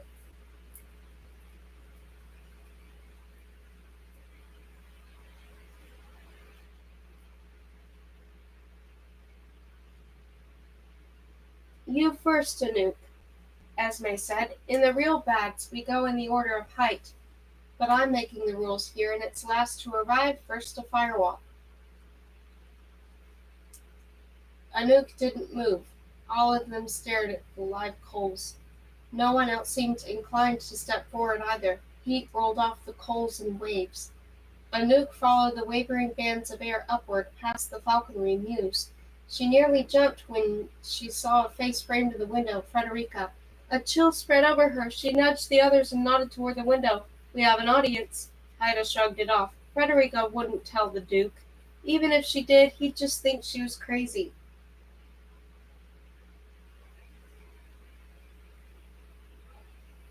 But Anouk couldn't shake off Frederica's presence so easily. Just that morning Frederica had been in the kitchen before dawn when Anouk, still half asleep, arrived to start cooking their porridge. Frederica was holding a paring knife. For a second they had only stared at each other, Anouk suddenly fell awake. An awful tension between them, and Jolie and Carla came in, yawning and tying their aprons, and Frederica plunged the knife into an apple, chopped off a hunk, and chewed it slowly. Anouk reluctantly toed her slippers. She knew that rubbing her feet in the snow would numb them, and also create a layer of water that would insulate her soles from the heat. There was nothing enchanted about walking over hot coals.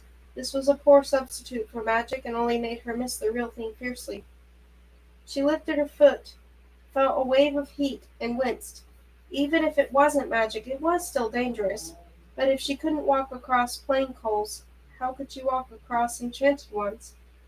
Haida taunted, "Sizzle, sizzle, little worm, how I want to watch you squirm." "Knock it off." Petra gave Haida a shove, but Haida just snorted. "Oh, come on, if you don't like to think about burning alive, then you shouldn't have come. Admit it, we all know the odds we face. There are 10 of us. We'll be lucky if one of us survives. We have 2 weeks left to breathe, to eat, to dream. Then, sizzle, sizzle, little worm." "Shh." Petra's scold was quick.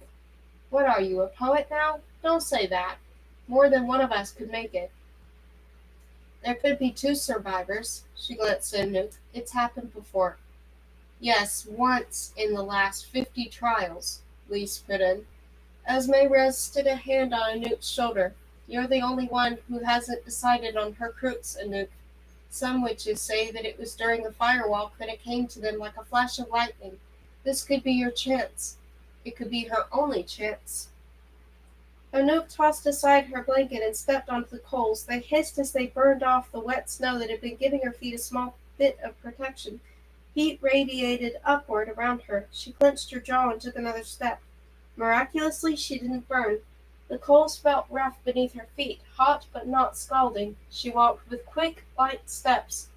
The other girls cheered her on in hushed whispers. She grinned. It really wasn't that difficult. Then the sound of barking, close and fierce, ripped apart her concentration. She stopped. Little Bo was loose in the courtyard. He was by the gardening shed, with his head tilted up toward the falling snow. He was howling, howling, howling. Anouk saw it in a flash. It didn't seem real, like a vision. She looked up in the direction he was howling, squinting into the falling snow. A bird was flying overhead. Its shape was just a dark shadow, and for a second Anouk thought it was one of Renard's crows, but then she heard the faintest tinkling sound. A bell. It was faint. It all happened in a split second. But that split second longer than it was wise to stand on burning coals. Pain suddenly shot through her feet, and the vision, if it was a vision, disappeared. All she saw was red. She threw her hand over her mouth, stifling a scream, and sprinted the last yard. She plunged her feet into a snowbank, fell back, and stared up at the sky, breathing hard. The other girls surrounded her. "Are you okay? Why'd you stop? How did little Bo get free?" She sat up abruptly. So it wasn't a vision. Little Bo ran up and licked her cheek. She grabbed him by the scruff of his neck to make sure he was real. Despite her bird feet and the cold snow seeping into the rest of her, she suddenly grinned. "Oh, Lord, she's lost her mind," Carla lamented. "No," Anouk said, grinning wider. "Little Bo just showed me my crooks."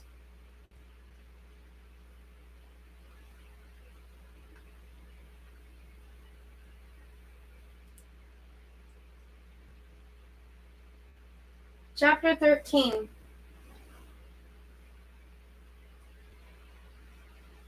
Esme bandaged Anouk's feet.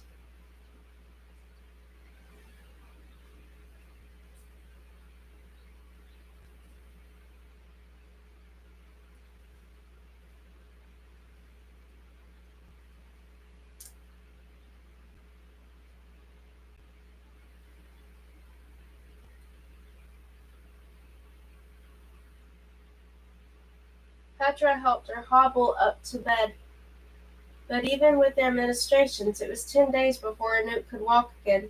They told the Duke she'd fallen ill after eating poisoned sumac while trying to find her crooks, and he hadn't questioned it. Petra kept her informed as the preparations intensified. Every morning a near constant string of enchanted pretties arrived with mules laden down with supplies, boxes of dried rose petals that they were ordered to sprinkle around the entire abbey, 100 silver place settings, enough for everyone in all of the 8 courts, and 100 crystal wine goblets, crates of Anjou pears, Majorcan oysters, cured Spanish ham, champagne bottles packed in straw. The pantry was overflowing with fresh ingredients from all corners of the globe. The dessert pantry, usually used to store potatoes, now actually contained chocolate and marzipan and Madagascar vanilla. Once Esme declared Anouk healed, she peeled off her bandages and carefully tested out the tender soles of her feet. Not a moment too soon, Petra observed coolly. The royals will be here in 3 days, and it wouldn't look good to have you hobbling around. She leaned forward. Come on, tell us, what's this crux you discovered in a fit of burning feet? You'd better dig around the storerooms and get a sample. It isn't in the storerooms. Everything's in the storerooms. The Duke has fossils of ancient creatures I didn't think actually existed. There are seeds from some bizarre fruit tree that went extinct centuries ago. My crux isn't anything rare. Could you imagine if your connection to magic was something that existed only on, like, one random island? Anouk slid on her shoes, wincing slightly, then belted her dress with a rope. Is the Duke in his study? Esme raised an eyebrow. I thought you didn't trust any royals. I don't. She gave the two of them a wry smile, then gingerly made her way through the dormitory hallways and down to the private wing that housed the Duke's chambers. Through a window outside his study, she caught a glimpse of the courtyard. The coals were now almost as fine as sand. They glittered beneath the sun. The ground had been freshly swept, and chairs, more like thrones, were arranged in front of the coals. Frederica was out there now, dragging freshly cut hemlock branches into a pile, and Lisa was shoveling snow. Anouk took a deep breath and knocked on the Duke's door. There was a pause, and then, come in, beastie, I've been waiting. Anouk had never seen the Duke's private study. The only ones allowed inside were Marta to feed Saint, and Haida and Lise to clean. Anouk blinked, surprised by the sudden opulence. Glittering gold goblets, velvet drapes, and books, row after row of books, each bound in rich leather, lovingly cared for, books that looked more valuable than the ones in the library that she and Marta had thumbed through. Her gaze settled on Saint, perched on a stand at the end of the bookshelves and the golden bell around his neck. The Duke was seated at his desk, writing something. He stood when she entered. You're surprised by what you see. He motioned to the glitz. It's not my choice. I prefer a simpler atmosphere. It is strange for a shadow royal not to care about pretty things, I know, but they are merely artifacts entrusted to my care. If I could, I'd ship them all back to Castle Ides. He paused. Except for the books. Those could stay. Tell me, are you feeling better? Poisoned sumac, was it? His gaze was firmly planted on her feet in a knowing way. She cleared her throat and eyed Saint. Yes, poisoned sumac. But I came to ask for help. The ceremony is in 3 days, and I'm still not certain what my crux is. I know why you're here. He studied her for a long time, so long that she started to shift uncomfortably.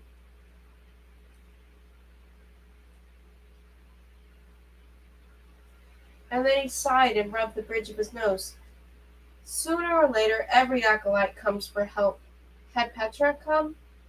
Had Esme come? Had Madame once sat here, on this hard wooden bench, with doubt and fear in her heart? I remember your mistress when she was your age. Anoop's eye snapped to him. You were in charge of the cottage then? No, it was run by a duke from a baron court, but I came with the royal procession to witness the baths. I was a minor duke at the time, 60 years old, although I looked to be about your age. We do age, you know, though much more slowly than the pretties. Madavitora was a great beauty. She came from a seaside village in Italy, though it was the Parisian court who enlisted her services after she survived the trials. She was so determined, so beautiful, so bold when she faced the flames. She'd seen 9 other girls die before her, yet she didn't bat an eye. She clutched 3 long-stemmed roses and strode into the coals, and out the other side like it was nothing. We all knew she'd be a force to reckon with. Anouk wandered down the length of the bookcase while he spoke, running her fingers along the spines. Why do you think she survived and not the other girls?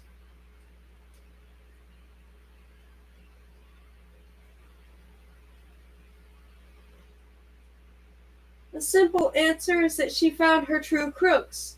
But crookses are deceptive. They're only a symbol. There isn't any inherent magic in them. Does it matter if a girl walks into the flames holding an acorn or a feather? Not exactly. The coals don't evaluate whether or not you found your true crooks. They determine whether you found your true connection to yourself. You must believe you found your crooks.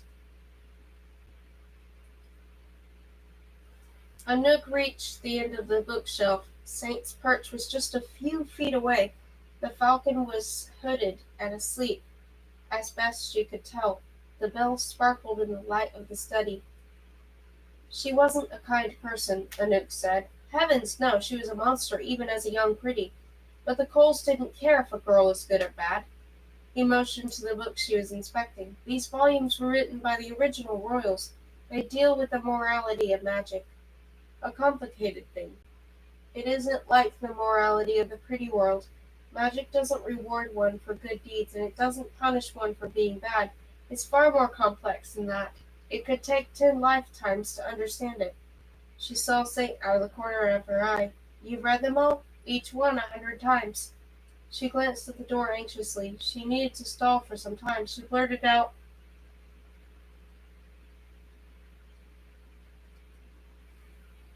did I mention something called the Noir Cur? This seemed to surprise the Duke. That's quite an obscure reference, one I haven't heard mentioned in decades. It happened thousands of years ago, at the time of the Snowfire Court. Few royals today know of the Noir Cur. How does a beastie know of it? She sneaked another glance at the door. Something I heard Madavitora say once. He gave her a doubting look. You have greater concerns than an ancient force. You came for my advice, did you not? A knock finally came, sharp and insistent. Anouk let out a long breath of relief. The Duke grumbled but strode around his desk, adjusting his red cloak to answer it. Petra was on the other side, staggering under a crate of fresh oranges. "Ah, these just arrived," she said. "Where do you want us to put them? The pantries are full, and there's a family of rats in the kitchen. I'm afraid if I leave them out, the rats will eat them." He made a dismissive gesture toward the hallway. "Put them in the kitchen. I'll whisper away the rats." "Thanks, and you're a clever girl, Petra. You can figure out where to put some fruit." He closed the door and rubbed his nose, then turned back to Anouk and dropped his hand, looking almost as though he'd forgotten she was there. Then he said, "You asked me about your crooks."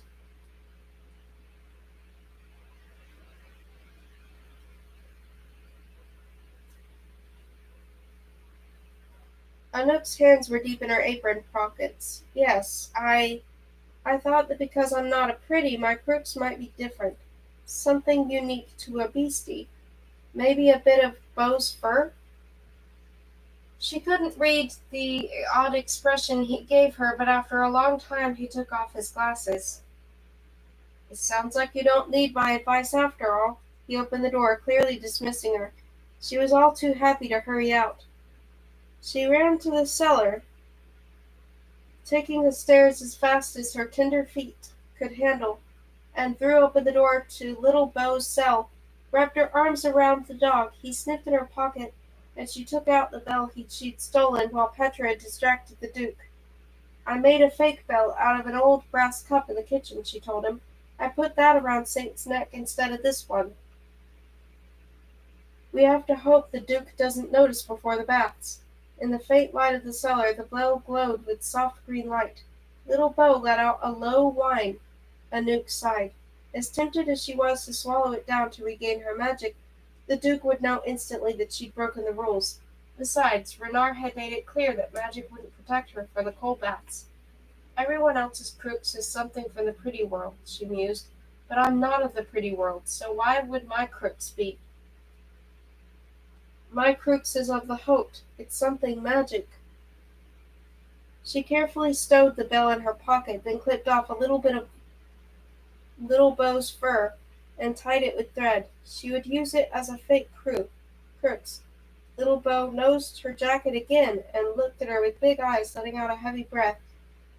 Over the next 3 days, the cottage was a flurry of activity.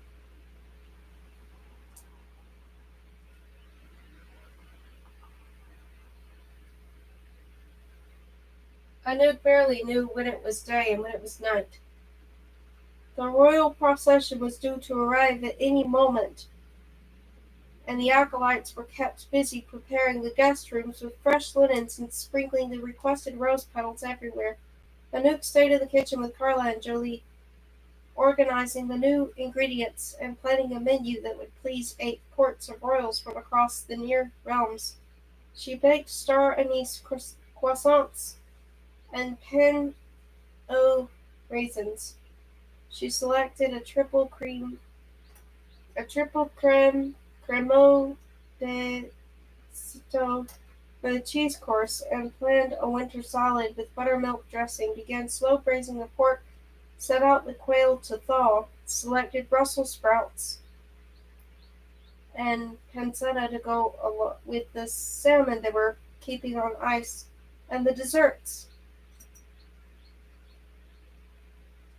Clafoutis, fruit pie, cream puffs, upside down tarts, chocolate gâteau, macarons covered with the dust from butterfly wings. Her mind was always on the bell in her pocket, whether she was in the ice pantry or the confectionery. In the roasting room, she checked for it obsessively. In the canning room, she was so distracted she didn't see the shadow looming outside the door, or the shovel that came rushing out of the darkness and slammed into the back of her head. She blinked awake, coming into a blurry kind of awareness. The back of her head stung. She touched the area and her fingers came away bloody. Someone was dragging her. The person pulled her down a hallway she didn't recognize until she smelled the reek of goats. She was in the cellar. She tried to lift her head, but a bolt of pain shot through it. The hard ground bruised her neck, ripping her muslin dress to tatters, but whoever was dragging her didn't seem to care. She squinted through her blurry vision until a storm cloud of black hair became clear. Frederica, let me go, she kicked, but Frederica's grip on her ankles was firm. No amount of twisting or kicking freed her. She heard fabric tearing on the floor. Frederica dragged her down a stone step, and her head smacked it, sending a starburst of pain across her vision. When the stars cleared, she found herself in the goat pen. There was a lantern on the milking table and a knife. Anouk scrambled on her hands and knees in the mud. The smell of goats was overwhelming. From the next stall, little Beau started barking and scratching at his locked door. Frederica picked up the knife with one hand and the lantern with the other. "What are you doing?" Anouk cried, cradling the back of her head. "The royals will be here any moment. Is this about the odds? 1 in 10 surviving? Hurting me isn't going to help you." "It isn't about the odds. I need my crooks before the ceremony." "Poppy seeds?" Anouk felt dizzy. "There are some in the storerooms." My crooks isn't poppy seeds." Frederic looked at her own reflection in the knife blade. "I knew my crooks as soon as you arrived." The night before I had a vision of a girl climbing a vine, and then there you were. So, the vine? That's what you want? Let me get my jacket. It's right in that stall. I have more seeds in the pocket. That's not what I need. Anouk's stomach plunged. The cold mud was starting to make her teeth chatter. She could taste blood deep in her throat. The whole back of her neck felt tender, as if something were broken and her ribs were just as sensitive. If not the vine, I dreamed of a girl who could wield magic. It's a simple idea. If I take blood of something that changed from Hote to Pretty, and if I carry it upside down into the flames, then the opposite will happen to me. I'll go from Pretty to Hote. I'll become a witch. You think I'm your crooks? Not you, your blood. Frederica removed a glass jar from her apron pocket and stepped forward with the knife. Anouk pushed herself to her feet, pressing a hand to her ribs. She felt for the bell in her apron. If there was ever a time to break the rules, it was now, but her eyes went wide. Her apron was ripped. The bell must have fallen out into the mud. She dropped to her hands and knees, searching through the muck. The goat, sensing the tension, bleated deafeningly. Was this why Frederica brought her here, to mask her screams? Her hands came up empty, her pulse raced. She'd left Renard's mirror hidden in the trunk in her bedroom. What could she use for defense? There was the dung heap, a trough of kitchen scraps, no spare tools within reach, no loose boards. Frederica lunged. Anouk scrambled forward and braced herself against the trough. She pushed it into the center of the pen, keeping it between her and Frederica. Frederica moved left, she moved left. Frederica went right, so did she. Frederica, this is crazy. Beastie blood has never been a crook's, only because there haven't ever been beasties here before. Anouk's legs, smeared with cold mud, felt sluggish. Frederica darted to the pile of tools in the far corner and grabbed a broom. Before Anouk could run, she slammed it over Anouk's shoulder. She collapsed. Frederica rammed the end of the broom into her ribs, knocking the air out of her. Her fingers slipped in the mud, searching for something, anything, a rock, a piece of wood, a nail.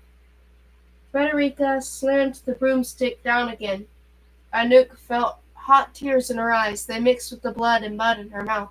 She couldn't find the bell. She raised a hand to shield her head against the next blow, but Frederica slammed the broom into her shoulder. She fell back, out of breath, tried to sit up. Her fingers found the trough, reeking with rotted vegetables for the goats. She tried to pull herself up, but her arms gave out and she collapsed back. Frederica raised the knife. Let her go. Frederica turned toward the new voice. Anouk tossed her head up. Petra, crowbar in hand, stomped through the muck and knelt next to Anouk. She rested a hand on Anouk's back. Her fingers came away with blood and she grimaced. You're complètement fou, Frederica. This is a place for sane people. The Duke will throw you out when I tell him. This is a place for pretties, Frederica said, her face red. For girls. There was an edge to her words. For girls, Petra repeated with an equally sharp edge. Not a place for me either. Is that what you mean? Frederica's eyes blazed. You weren't born a girl. Petra let out a harsh laugh. The Duke doesn't care about that. It isn't up to the Duke. It's the coal bats that determine who will live and who will die. What will happen when you step into the blue flames, and the magic there senses that someone born as a boy has? Shut your ficou mouth. Petra let go of Anouk, grabbed a rotten apple from the goat trough, and slammed it into Frederica's mouth before she could react. Frederica doubled over and coughed out rotted, wormy bits. Little Bo continued to bark viciously from its stall. I've got your back, Anouk whispered to Petra. I've got yours. Frederica raised her knife.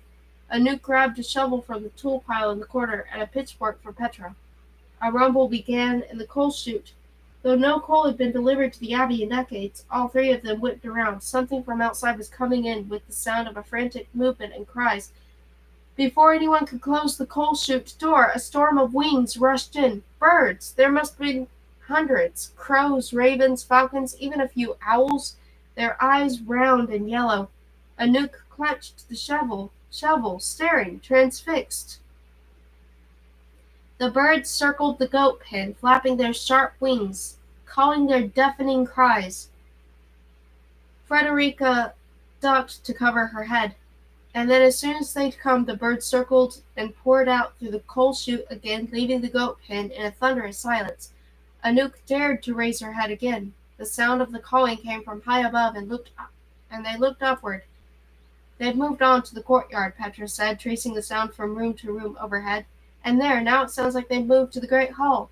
The shrill whistle of the Duke Caroling's falcon call pierced the din, and Frederica jumped as though she was conditioned to respond to the whistle just as his birds were. Muttering a curse, Frederica sheathed the knife in her apron. I have to have a crooks before tomorrow.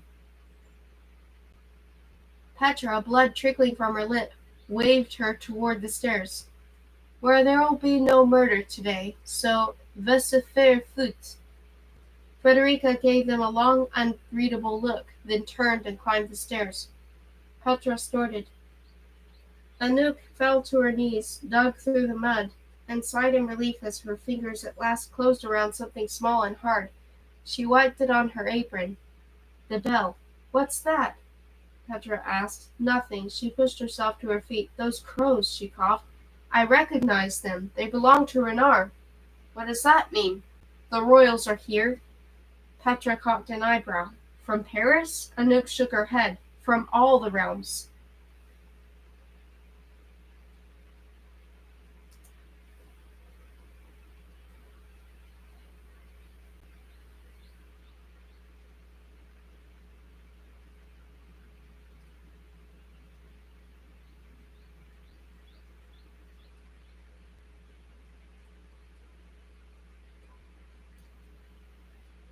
Petra and Anouk hurried upstairs, and Anouk cleaned her wounds as best she could.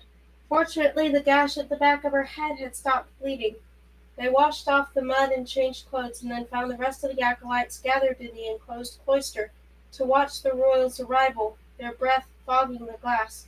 The royal procession descended upon the black forest like something out of a dream. The flock of birds was only the first herald. Next, the treacherous mountain path, normally accessible only by foot or by mule, smoothed and unrolled itself, carpet-like, into a meandering road that led across the bridge to the abbey's front steps. Birch trees curled their branches inward to form an archway. Snow swept itself to either side of the road and rose up in ice statues. Anouk and Petra kept carefully to the back of the group of girls, placing as much space as they could between themselves and Frederica, who threw them wild-eyed stares. Look, Jolie cried. That must be the court of the woods. They had all heard rumors of the various courts, and it turned into a fabulous game of guessing which court was which, and trying to name the princes and princesses who stepped out. The court of the woods delegation drove up in a hunter-green Daimler with spotless chrome and oak running boards. It purred as it stopped in front of the bridge, and a princess dressed in thick furs climbed out from the arm of the duke in an ink-black suit. Behind the Daimler, a pair of cream-colored coupes that the girls guessed belonged to the Crimson Royals pulled up, and a delegation of three, the Queen and her sisters climbed out, their eyelashes and brows dusted in butterfly wings. Next to arrive was the Lunar Court, composed of a gray-haired king and a brown-skinned son, whose barely tamed long hair was swept back in a loose plait. The Minaret court came in a horse-drawn carriage that no doubt had been glamoured to look like something mundane to the pretties in the valley, a trolley car perhaps. A count and countess descended, both dressed in red capes, and with garnets dotted around their eyes. Where's the Court of Isles? Marta asked. They're missing. Anu kept her mouth shut. She'd been careful since her arrival not to tell anyone but Petra about the Coven of Oxford's takeover of London. She liked most of the acolytes, but that didn't mean she trusted them. They were all willing to risk their lives for magic, but it wasn't a stretch to think they might try to seek favor among the Haute by warning the Oxford witches that Anouk and Renard were planning their downfall. A fleet of silver motorcycles that could only belong to the reckless Baron Court arrived, and the missing London royals were forgotten. There was one car left at the end of the procession, a sleek black Rolls-Royce with a gleaming hood ornament in the shape of a crow instead of a winged woman. Anouk drew in a breath. She'd seen it before outside the townhouse and in front of the castle Ides. The door opened and there he was, Prince Renard, dashing in his frost-grey suit and crown of golden briars. A few of the acolytes sighed. He limped only slightly. If you didn't know his right leg was made of stone, you might not even notice. Two lesser Parisian royals accompanied him. A young black man wearing a hat shaded his face, and a preteen girl in a silver gown and glass slippers with polished black claws affixed to each of her fingernails. She bore an uncanny resemblance to Countess Quine, who had been dead months, and whose body, as far as Anouk knew, was still at the Chateau de Millefleurs, decomposing in the rose beds. She hadn't known that Quine had a daughter, but the royals valued family only as far as lineage. It was entirely possible that the girl had wanted her mother dead as much as Anouk had. I thought Prince Renard's entourage would be twice that size, Sam mused. Anouk felt a stab of guilt. It would have been twice that size if Anouk hadn't killed the other members. Jolie let out a long sigh and stroked her braid dreamily. Seeing the glittering princes and princesses setting their fine shoes on the abbey grounds only highlighted how bleak their home truly was. Bare floors, dust and cobwebs, the eternal winter. Anouk glanced again at Frederica. A bruise was blooming on the girl's left temple, although it was mostly hidden by her hair. A car door slammed and Anouk's attention returned to the royals. The Crimson Court's delegation vehicle seemed to have bumped fenders with another delegation's. Curt words were exchanged between the Court of Woods and the Baron Court, and then suddenly the girls heard someone pointedly clearing his throat right behind them. Several of the girls jumped. Duke Carolinge gave them a stern look. Girls, you've seen cars before, you've seen dresses and diamonds. Don't embarrass yourself by swooning over riches. Show the royals that you are not impressed by their glamour. You didn't fight your way here to learn how to shroud yourself in luxury. You came with nobler aims. He added in a gentler voice, tomorrow you will have your chance to prove your worth. A ripple of anxiety spread through the girls. As dazzling as the royals' glitz was, it heralded the next day's deadly trials. Today, however, the Duke continued, is just like every other day. There are chores, responsibilities. Go. He barked the command and the girls leaped to attention. Do a final check of the guest rooms. Freshen those rose petals. Glasses of champagne waiting in each room. Anouk! He rested a heavy hand on her shoulder. She flinched, all too aware of the bell hidden in her clasped palm. They'll expect perfection from tonight's Eid feast. Her shoulders relaxed when she realized he was talking about her cooking. They'll have it, not that they deserve it. His black eyes held hers for a long second, and she felt her cheeks burning as brightly as the stolen bell. She threw herself into a long, sweat-soaked afternoon over the kitchen stove.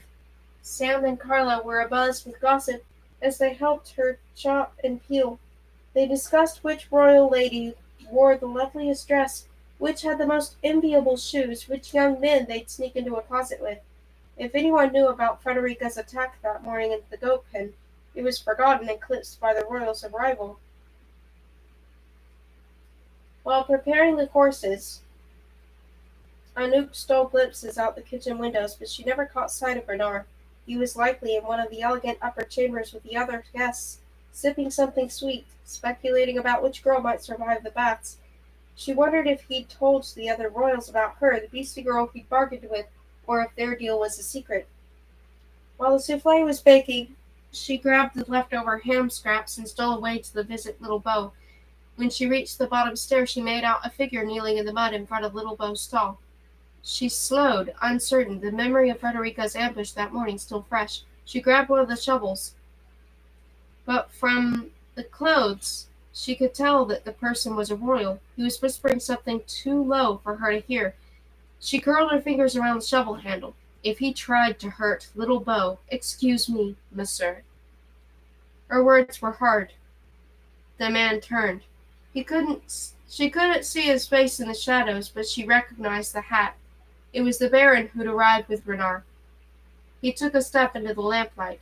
Anouk's throat went tight. It was a face she hadn't expected. She was used to seeing his face dusted with potting soil, not rouge. Luke? Her voice was breathy, uncertain. She felt as though she were seeing a ghost. Then he grinned, and the spell broke. Dust Bunny. Luke! She dropped the shovel, stumbled toward him, and tripped over a basket of eggs, but he caught her before she fell. Laughing, she ran her hands over his arms and the sides of his face. You're here! You! I came with Renard from Paris, but you were a mouse? Don't remind me. You changed me back 6 weeks ago. I've been at Castle Ides with Vigo and the goblins, keeping them company. Yesterday, Renard handed me these pretty clothes and said we were taking a trip to the Black Forest. You can imagine my surprise, which was even greater when he explained he'd made a deal with you that my humanity was the prize. Anouk shook her head, confused. But I saw you just this morning in an enchanted mirror. You were still a mouse in a cage. What you saw was a different mouse, not me. Renard changed me right away, but it seems the cat and the wolf had gotten used to having a mouse cage next to them. It kept them from wanting to kill each other. So Renard had the idea of putting a regular mouse in the cage to distract them. Anouk groaned. He might have bothered to send me a message. I spent weeks thinking he'd backed out of our deal, thinking you were still trapped. Luke rested his hands on her shoulders. It's okay, it's me, and I've missed you, Dust Bunny. I came down here as soon as I could slip away from the royals because I knew that wherever Beau was, you'd be nearby. Anouk, you can't be seriously considering undergoing the coal baths. She lifted her chin. I'm here, aren't I? Of course I'm serious. He muttered something under his breath. You must have hit your head. You can't trust the prince. She dropped her voice. He claims he's tired of ruling. He's agreed to give up his power and put it in the hands of other orders, even to let the pretties make some of their own decisions. Luke gave her an odd look. Look, I don't trust him either, but we're facing the same threat, and in a sense that makes us allies. Have you heard what's happening in London? Luke's face turned grave. Yes, it's all the talk in Paris. As soon as Renard turned me human, I heard it on the lips of every lesser royal. It's all over the scribeboard wires, too. Double moons, black rainbows. Apparently, when it first happened, the pretties in London panicked. The witches cast a spell to convince them it was only an optical illusion caused by low-lying pollution. Still, the Hope is worried. They've never seen anything like this before. That's just it, Anouk insisted. There has been. I found something here in the cottage library. The books are old, but the few pages I could salvage made reference to plagues that aren't so different from the ones happening now. Gray rainbows instead of black ones. 3 moons in the sky instead of 2. Rainstorms of worms instead of toads. All of this happened 500 years ago all across Europe, from Dublin to Prague. These plagues occur whenever the balance between technology and magic is upset. It's referred to as the Noir Cur, or the Dark Time. Someone must have erased it from all the modern royal records, but whoever it was overlooked the cottage library, and the Duke has more books in his private collection. But I'm not allowed in. You've broken into locked libraries before, why don't you use a whisper? She haltingly explained to him what had happened with her arrival and the saint's spell. Luke's face turned very grim. Anouk, you've been here this whole time without your magic? She nodded reluctantly, then thrust a hand in her fresh apron and pulled out the bell. She smiled. A few days ago I stole it back. I'm going to carry it into the flames with me. That's your crooks? Are you sure? The odds of survival are 1 out of... I know. Her fingers closed over the bell as her smile disappeared. Alors, don't remind me. The bell, her crooks, would keep her alive, but she didn't want to think about what that meant for the others. Petra, Esme, Marta, Jolie, Carla, and Sam, Haida, and Lise. Even Frederica, if she lived, odds were the others wouldn't. You have to be completely certain, Anouk. You aren't a pretty, and the flames are designed to test pretties. Who knows what they'll make of you? She frowned at him. Don't make it sound like I'm spoiled cabbage, Luke. I'm a beastie, and you are too. That's nothing to be ashamed of. Of course not, but it isn't enough to protect you from the fire. She shoved the bell in her pocket. I'm certain, Luke, I promise. Music began playing in the great hall overhead. Luke didn't move, but Anouk tipped her chin up, listening keenly. It was a dreary dirge on violin and viola, but hearing any music at all in the cottage was like stumbling on a coconut cream cake in a cemetery. The Eve feast is starting. Soot! I haven't finished mulling the wine. She eyed Luke's barren crest more closely.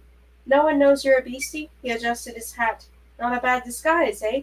We can use this. If the royals think you're one of them, you can listen for any mentions of the Coven of Oxford or the plagues in London. For all we know, some of the royals might be in league with the witches. Could you do that? Dust Bunny, I didn't just water roses for Madavatora. I've been a spy longer than you've been alive. Go then, she said, giving him a gentle push toward the stairs. The music stopped and was replaced by the Duke's muffled voice. He must have been introducing each of the delegations as part of his welcome speech. Luke reached the stairs, but then raised a finger and circled back. Ah, I almost forgot. He reached into his pocket. I brought this for Beau. He loved cupcakes. He produced a slightly smushed miniature cake with a dark brown frosting. Dogs can't have chocolate, Luke. Little Beau, on the other side of the bars, whined low and insistently. Anouk knelt down and scratched his head, then fed him the ham scraps she'd pilfered from the kitchen. He wagged his tail. Luke started for the stairs. Hold on! She snatched the cupcake out of Luke's hand. Give me that. There's no rule that I can't have chocolate. She took a hefty bite, and for a wondrous but too brief second, she leaned against the stairwell and savored the taste. She finished it, then dusted off her hands. Right. Now we can face the most powerful people in the world.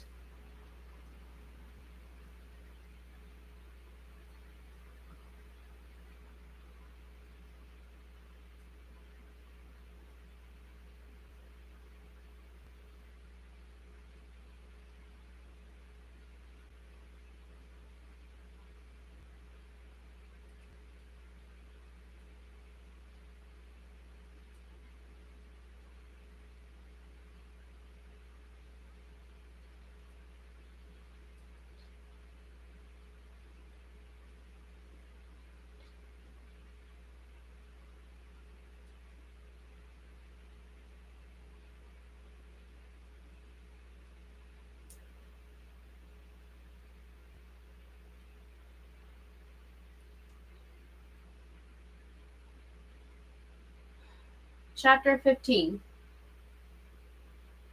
The eve feast transformed the normally bleak great hall into a banquet room from out of a fairy tale.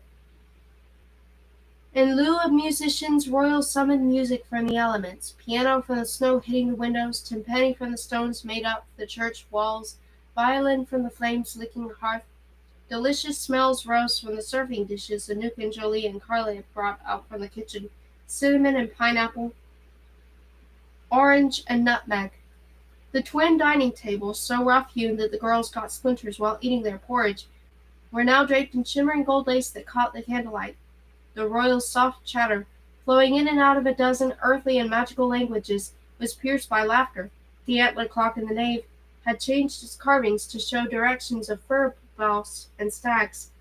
The Parisian court had the center of one of the tables, next to the crimson court princesses, one of whom kept purring in Renard's ear, her long red fingernails tracing small circles against the sleeve of his suit.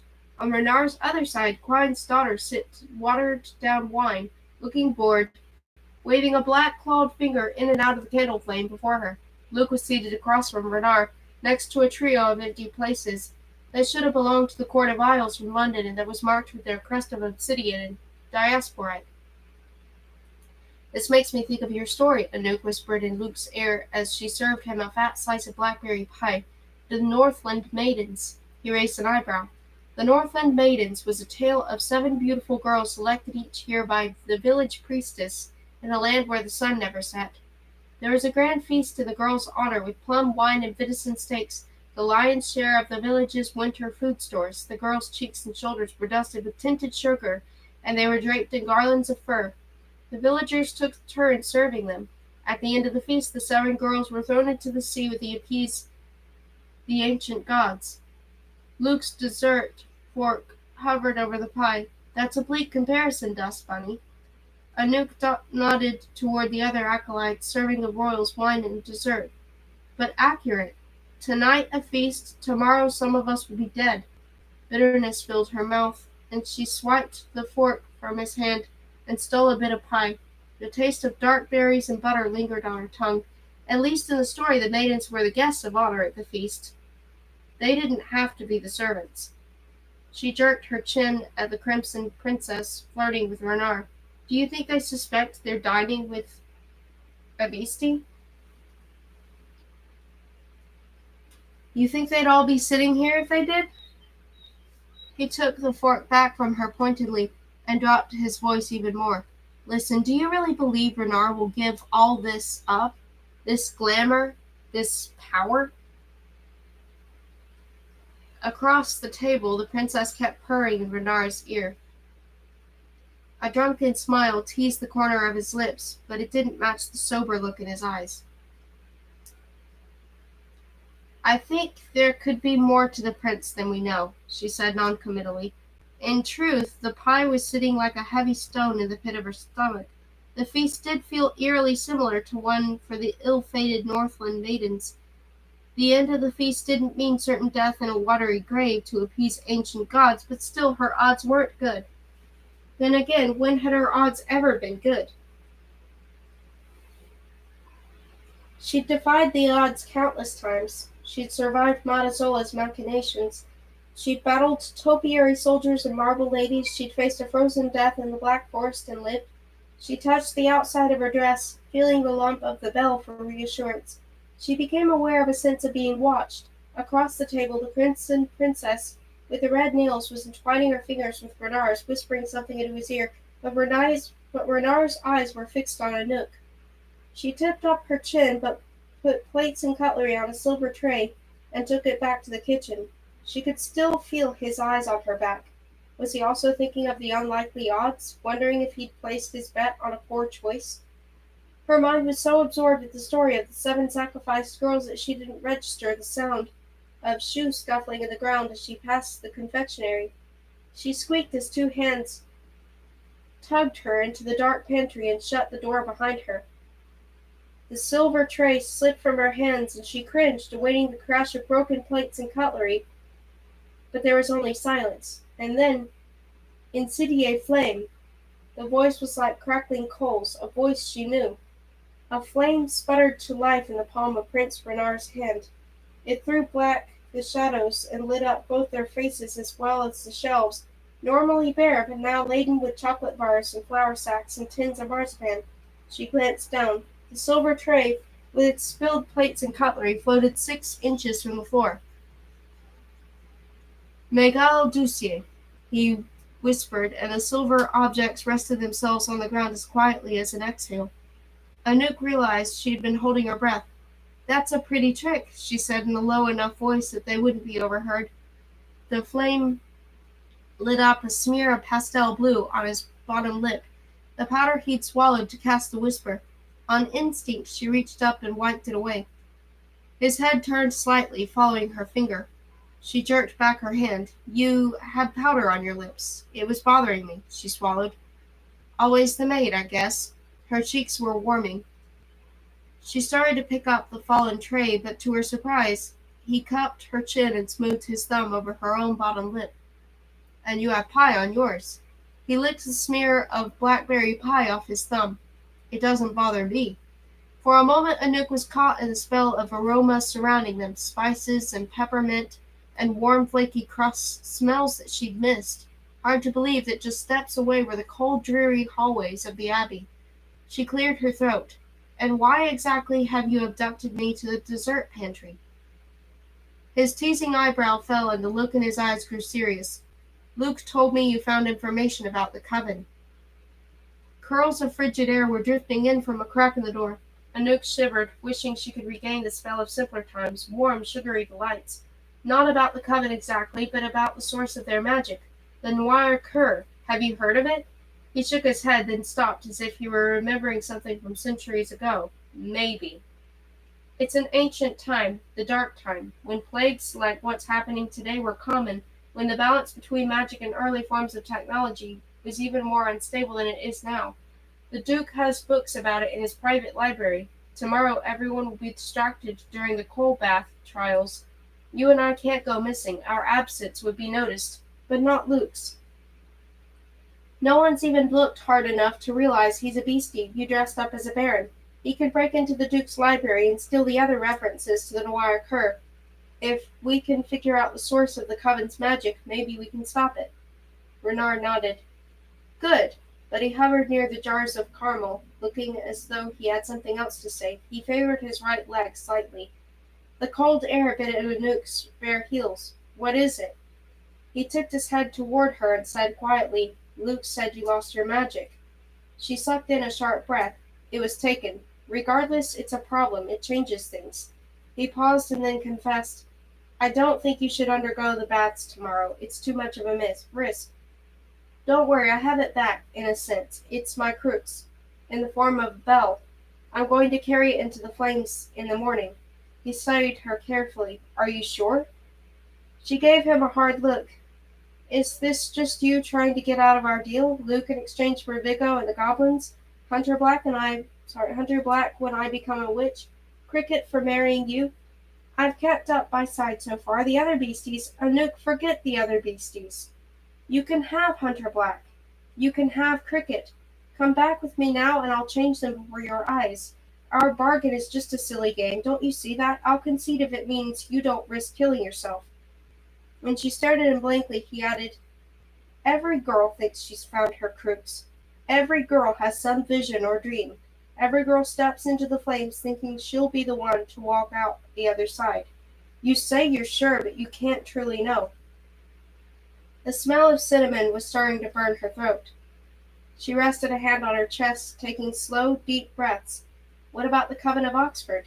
I can't defeat them without strong magic. Witch magic. Otherwise, what does it matter if Cricket and Hunter Black and Luke and Beau are human or not? We won't be human or animal or anything if the Coven takes over Paris." Renard hesitated a second too long. His hand drifted to the too smooth place on his neck, below his ear, where he'd been nearly cut in half. When he moved his hand down his torso, as though tracing the injury. "We'll find another way." She grabbed his hand. "What other way? You said it yourself. You need me, and you need me to be more powerful than the witches. The only way for me to do that is to undergo the cold baths. The other beasties can't do it. They can't cast whispers as well as I can. If the Coven takes Paris and the near realms, will flee to the far realms. The Coven will spread there too. It's just a matter of time." He cursed in a mix of French, the Silentian box, and a language so ancient Anouk had never heard it before. He let go of her hand. "Fine. Kill yourself if you're so determined to die." "I'm not going to die." She balled her hand into a fist. "Why do you even care?" His eyes smoldered in the shadows. "I've known princesses. I've known queens.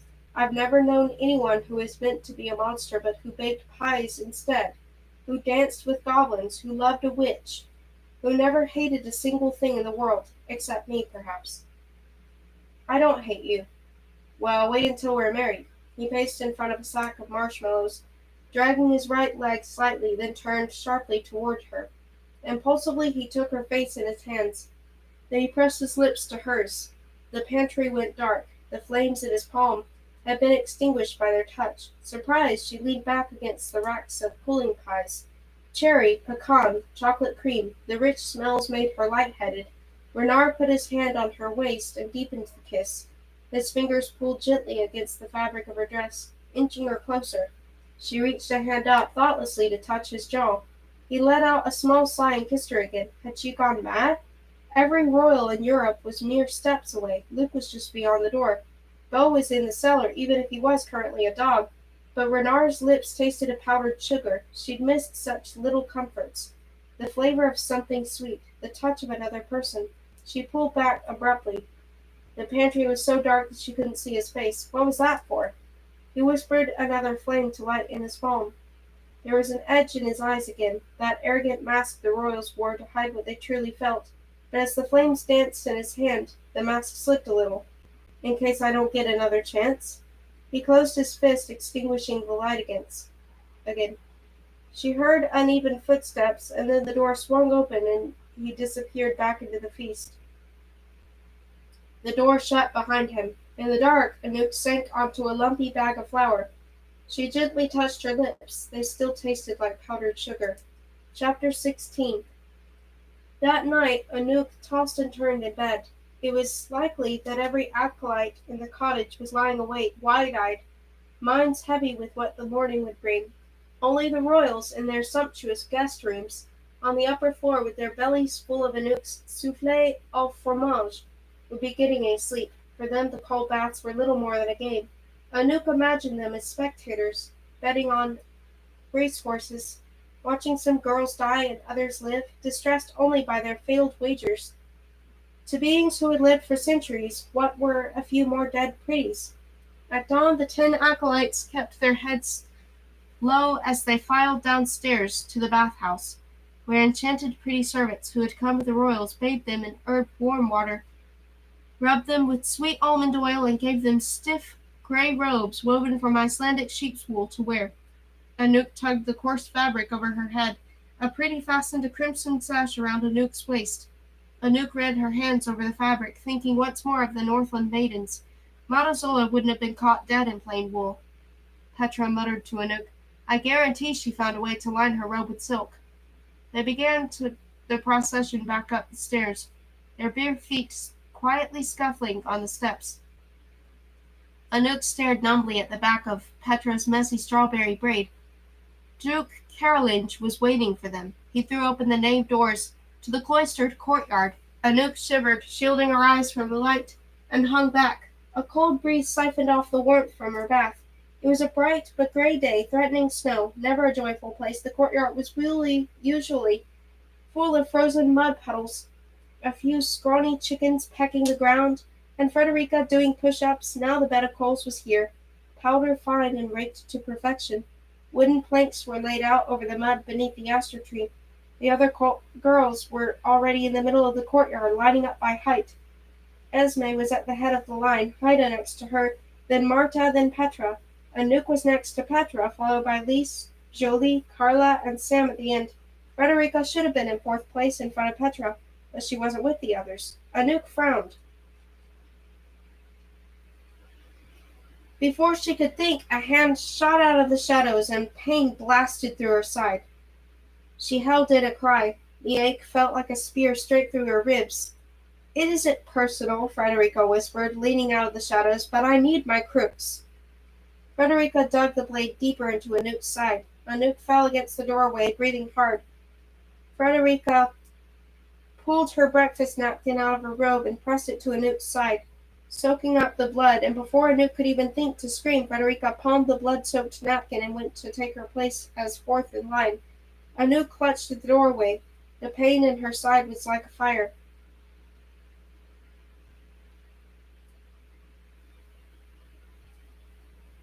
Everyone's attention was sorry. It's just I saw something that was distracting.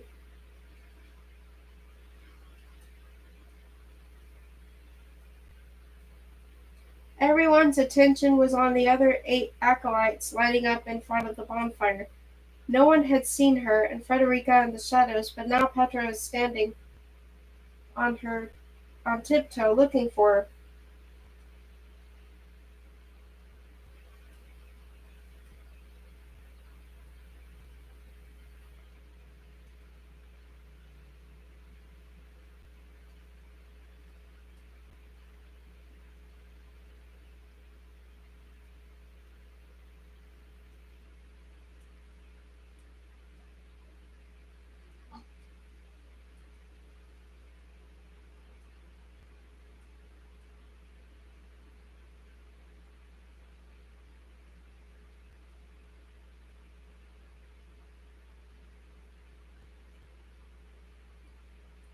Their eyes met. Petra gave her a questioning look. Anouk sucked in a breath. She adjusted the folds of her robe to hide the wound. If Renard or Luke saw the blood, there was no way they'd let her go through with this. Weakened and bleeding was far from ideal, but they hadn't seen her vision the night of the firewalk. A wound didn't matter, not as long as she had the right crooks.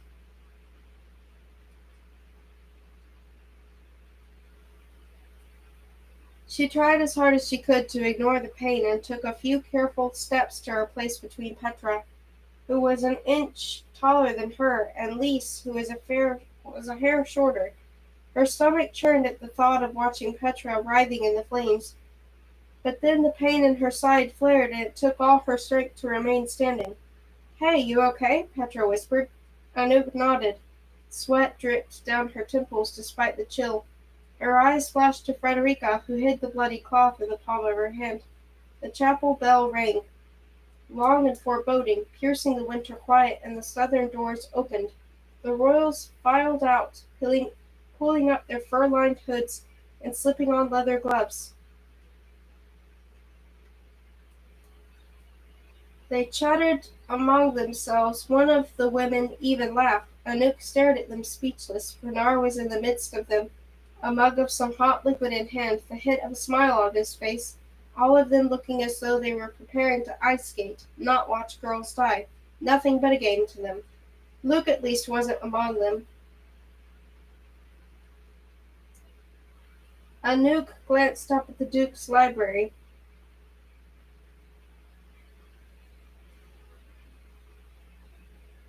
Searching the windows for a shadow. One of the members of the Crimson Court stepped in a puddle and her boot broke through the ice. Mud splashed on her hem. She let out a cry and the brooding Lunar Court prince dashed to assist her. "Please, my lady, allow me." He touched powder to his lips and cast a whisper that turned the puddles into beautiful frozen ponds.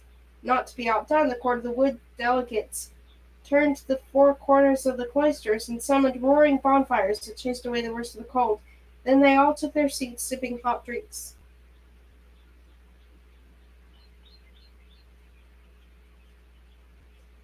Duke Caroline swept out of the nave of his crimson cloak. Saint perched on his shoulder. The Duke looked enormous and daunting, the beast she had seen her first night. He tucked his quiet academic persona into his pocket, along with his crooked spectacles. "Acolytes, welcome. Royals of the courts and the near realms, welcome. We gather today to observe an ancient tradition. The coal baths were founded 1,500 years ago during the Merovingian dynasty. Prior to that, our realm was accessible only to those who had been born of magic." He tilted his head to acknowledge the royals, and it irked Anouk that he didn't mention the goblins, whose lineage was just as magical as the royals, if not more. But goblins weren't invited to the baths unless it was to clean up afterward. There have always been the odd pretties who discovered our existence, whether through honest trade with us or through accidental means. For millennia the pretties were seen as simple folk, sheep in need of a shepherd, but the Merovingians believed they could be something more, that through hard work and sacrifice some could even join our ranks. Many pretties died in attempts to gain our magic, but with the help of the ancient creatures who call these woodlands home, a few bold women discovered the power of the coal baths. This abbey has for centuries been the seat of these ancient coals. You 10 acolytes, like the first women, have risked much for a chance to enter our world. Your bravery is acknowledged by the royals here today who have come to bear witness." He made a sweeping gesture to the royals, who didn't bother to stop chatting with one another, indifferent to the dramatic presentation. The only exception was Bernard, who tinted his fingers and watched with a hooded expression. Quine's daughter leaned toward him and spoke a few words. He shook his head quickly. "If it were in my authority," the Duke continued, speaking to the girls, "I would grant each of you the powers for which you have labored so hard, but it is not up to me. The flames determine which girls have discovered their connection to magic. You have each selected a crux. I pray you have chosen wisely."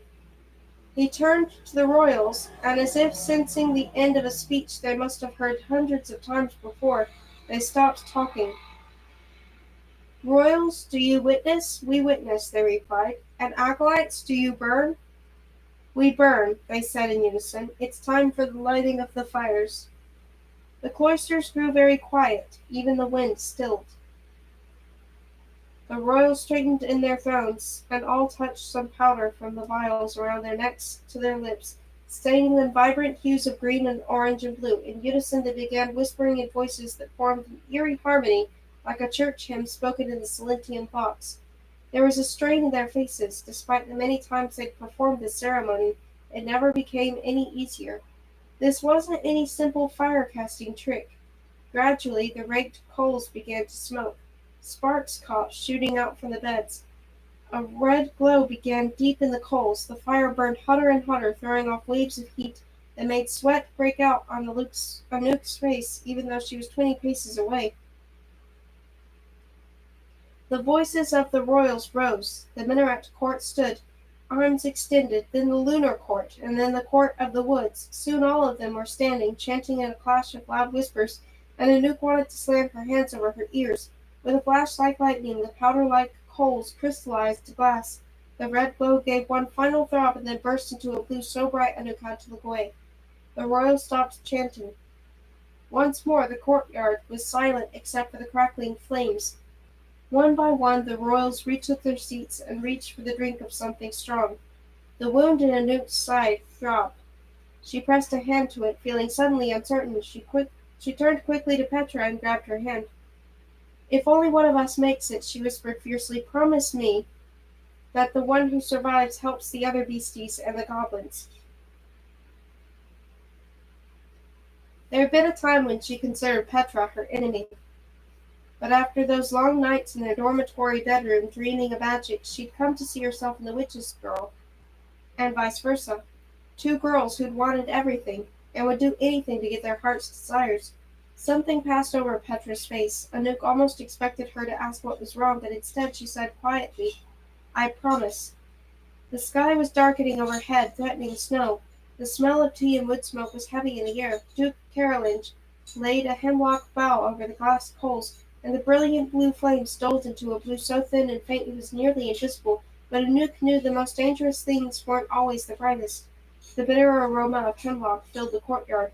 "Esme," Duke Carolinge announced, "you're first." If Esme was afraid of the flames, she did not show it. With bare feet, she stepped onto the soft boughs of the hemlock, and then, clutching a pearl between her palms, lifted her chin high and walked straight into the flames. Her face contorted, but she didn't cry out. She clasped the pearl harder and took another step. The other girls watched from the light, riveted. The royals observed with decidedly less interest. Esme took another step, wincing. The rippling flames distorted her figure so that Anouk couldn't make out the expression on her face. The flames ate away at her gray robe, but her body wasn't hurting. There were no eyelashes caught on fire, no sizzling skin, and yet Esme clenched her jaw as though she were being ripped apart. Her mouth suddenly fell open, as though she was screaming, but if she was, the flames ate the sound. The courtyard was deathly silent. She managed another step, though shaky, and even another. 5 steps in all, not even halfway. She lost her footing and crumpled. Her robe was all but burned off her, exposing her soot-covered thighs and back. Jolie gasped. Anouk pressed a hand to her mouth. Esme was on all fours in the coals. The fire licked around her. She tried to stand but couldn't. Her mouth was open in silent screams, and then with another blinding flash of light, she was gone. Anouk stared in shock at the empty glass coals. There was nothing left of Esme, not even a pile of ash. Lys let out a wail, but she was quickly silenced by Haida.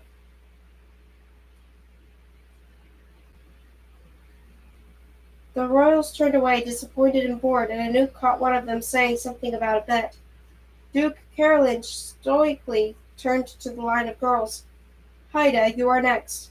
Haida, like the rest of them, looked utterly shaken, but she'd been at the cottage the longest, and she was nothing if not determined. She clutched a lock of Lys's hairs between both palms and stepped barefoot on the hemlock boughs.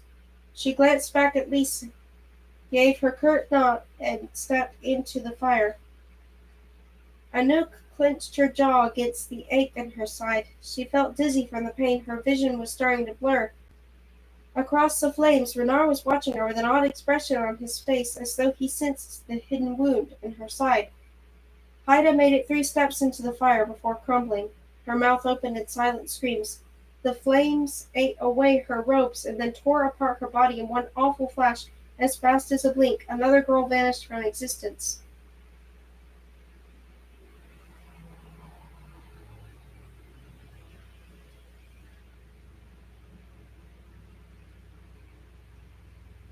Chapter 17. Esme, Haida, Marta. All of them were gone after taking only a few steps into the flames. When Duke Carolinge called the fourth girl, Frederica, Anouk couldn't watch. She didn't relish watching anyone die, even someone as deranged as Frederica. She kept her eyes fixed on a clod of mud and thrust her hand in her robe pocket. When she changed clothes, she slipped Renard's mirror into it. It felt solid against her shaking fingers, the mother of pearl back soothing. The frozen glass crunched under Frederica's feet as she approached the coals. All the girls tensed. Anouk kept her gaze low. Was Frederica clutching Anouk's blood between her hands? Was she sorry for what she'd done? Was Frederica screaming silently like Marta had? Had she tripped and fallen like Esme? At Anouk's side, Lys gasped. Anouk squeezed the mirror harder. When she looked up, the fires were empty. Another girl gone. She sucked in a breath, feeling the air had been pulled out of her. Beastie blood was nobody's crooks after all. Petra, the Duke said calmly, you are next to burn. Petra twisted toward Anouk with wide eyes full of sudden panic. The jar of lavender ash in her palm trembled wildly. In a rush, she said, I'm ash in the wind, Anouk. I know it. Then don't go, Anouk whispered urgently. You can forfeit. Wait until next year. Matazola wouldn't have wanted you to take such a risk. At the mention of Matazola's name, the look in Petra's eyes cleared. She tilted up her chin. Yes, she would have. She always hoped I'd join the Hote. The things she showed me, Anouk. The magic. I can't live a quiet, pretty life. She ran a shaking hand through her strawberry hair. All pretties die, right? Whether it's today or 50 years from now, what does it matter when immortality is at stake? Petra, don't! But Petra had already started walking. She pressed the lavender ash between her palms and stepped barefoot onto the hemlock boughs. Before she could stop herself, Anouk reached out to snatch her back to safety, but it was too late. Petra stepped into the blue flames. Ouch, Petra said. She cursed. This hurts like... No one said it hurts this. Anything else she said was swallowed by the flames. Anouk pressed her hand to her mouth. Through the flickering blue wall of fire, she could see Petra's mouth contorting. 1 pace, 2, 3. Anouk tore her eyes away. She couldn't watch. Her gaze fell on the Abbey Tower, and for a second she thought she saw a shadow in the Duke's library. Had Luke broken in? Had he found anything? She looked back at the pyre. She couldn't help it. She had to know. Petra was 5 paces in, then 6. Anouk felt hope rising in her chest, but then again if Petra survived, it meant Anouk's chances were infinitesimal, and yet she couldn't help but silently cheer her friend on. 8 paces! Keep going, she whispered. Just a few more steps. Petra faltered. Carla cried out, but Petra caught herself before falling. Her robes were entirely burned away, only the red sash remained, hugging her narrow hips. 9 paces through the coals and still going. Her fists were balled fiercely at her side. Her mouth twisted in a grimace, but she was still going. 1 more step, and Anouk held her breath. With a final lurch, Petra made it through. Anouk cried out in shock and awe. How many nights had she and Petra lain in their room and discussed this moment, even prepared for the end, and yet Petra had survived. She'd found her true crooks. There were gasps from Lys and Sam and Carla and Jolie as Petra fell out of the baths naked. The impossible had happened. Her bare feet touched the grass on the other side, and she crumpled into a heap on the snow. She curled into fetal position, letting out small gasps as though she were still on fire, but there wasn't a speck of soot on her. She was still Petra, but somehow more beautiful. The bruises were gone from her knees, the perpetual shadows under her eyes had brightened, her face looked fuller, her hair glossier. Even though she and Matazola hadn't been related by blood, there was now a resemblance, a certain something that united all the witches.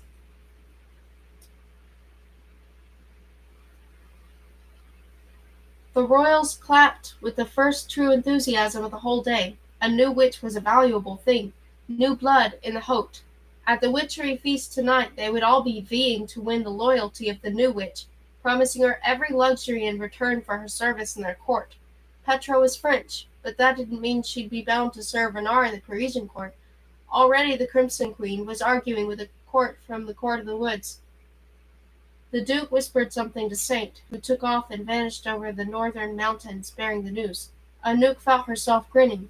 It was miraculous to witness the birth of a witch, and Petra was so fiercely proud. But the other remaining acolytes around her now wore stony faces. Anouk's own smile fell as she remembered why. Petra had survived, so what were the odds for the rest of them? Anouk suddenly felt like she might throw up. After the pretty servants had draped a cloak around Petra and helped her hobble to a bench to recover, the Duke calmly turned toward the rest of them. The remaining acolytes were staring in apprehension at the pyre. No, at Anouk. She touched her face and hair, wondering if she'd somehow smeared soot on herself. It took her a moment to realize that Duke Carolinge had called out a name, her name. "Anouk," he repeated, "you are next to burn." Her stomach plunged, the pain in her side flared. "I'm going to die." She knew it like she knew the sun rose in the east. She dropped the twist of little Beau's fur.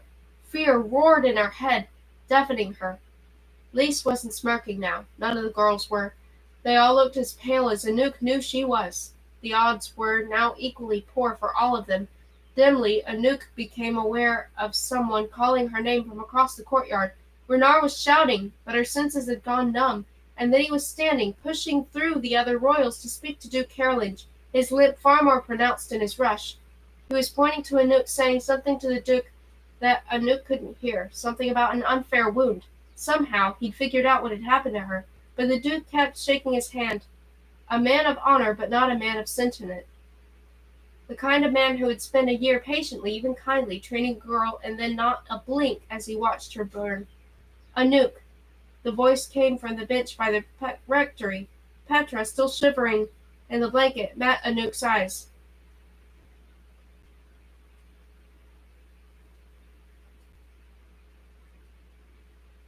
"Do it, Anouk. I know you can." Anouk started to protest. There hadn't been two witches in the coal baths in decades. Petra jerked her chin toward the coals. "Girl, go!" Her feet started to move as though someone else inhabited her body. With a shaking hand, she took Saint's bell out of her pocket and pressed it between her palms. Renar watched with an intense look of dread, but then as she stepped into the flames, he vanished. Everything vanished. The courtyard, the royals, the Duke, Petra, Lise, and Sam, and Jolie and Carla. Her world had suddenly become nothing more than blue. Blue as far as she could see, blue in hundreds of different shades, and no one had ever told her that as painful as the baths would be, they would also be heartbreakingly beautiful. But then pain sliced up her leg and she let out a cry. The coals underfoot were sharp as glass. The heat seared up her legs, and she felt as though the soles of her feet were charring, but when she looked down she was untouched. Take a step, she told herself. Now one more. How many paces had she taken? Shrouded in blue flames. She lost a sense of time and place. All she felt was pain. It felt as though each cell in her body were being ripped apart, as if a child had broken her up like a puzzle and was trying to put it back together again to form a completely different image, even though the pieces wouldn't fit. Her skin itched and burned.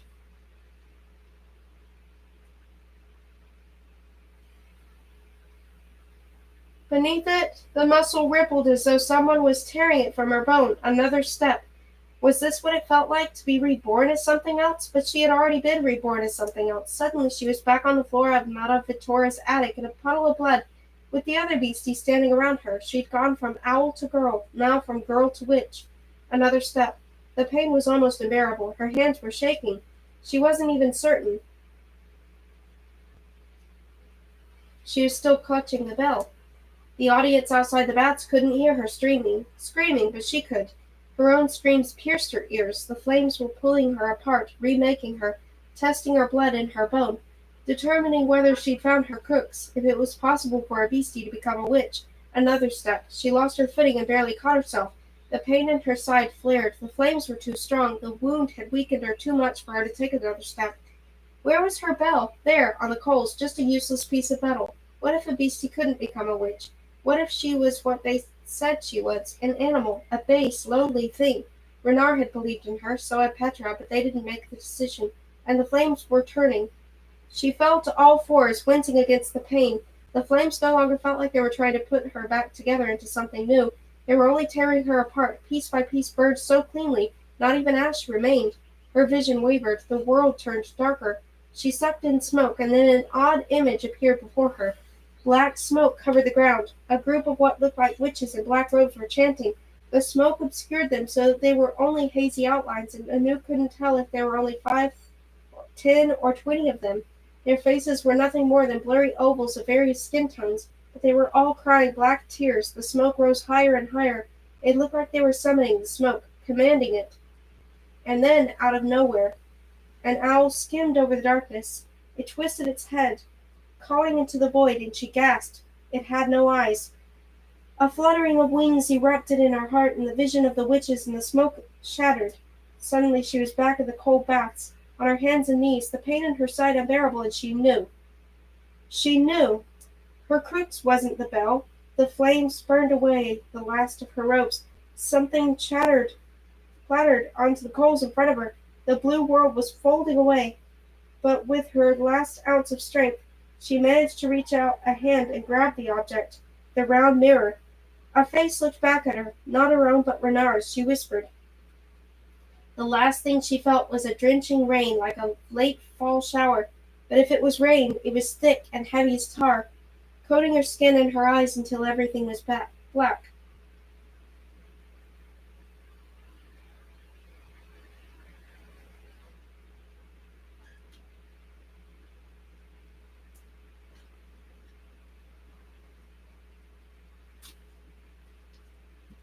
Okay, that was the end of part 1. So I can actually stop this stream and maybe give my voice a little bit of a rest and then read part 2.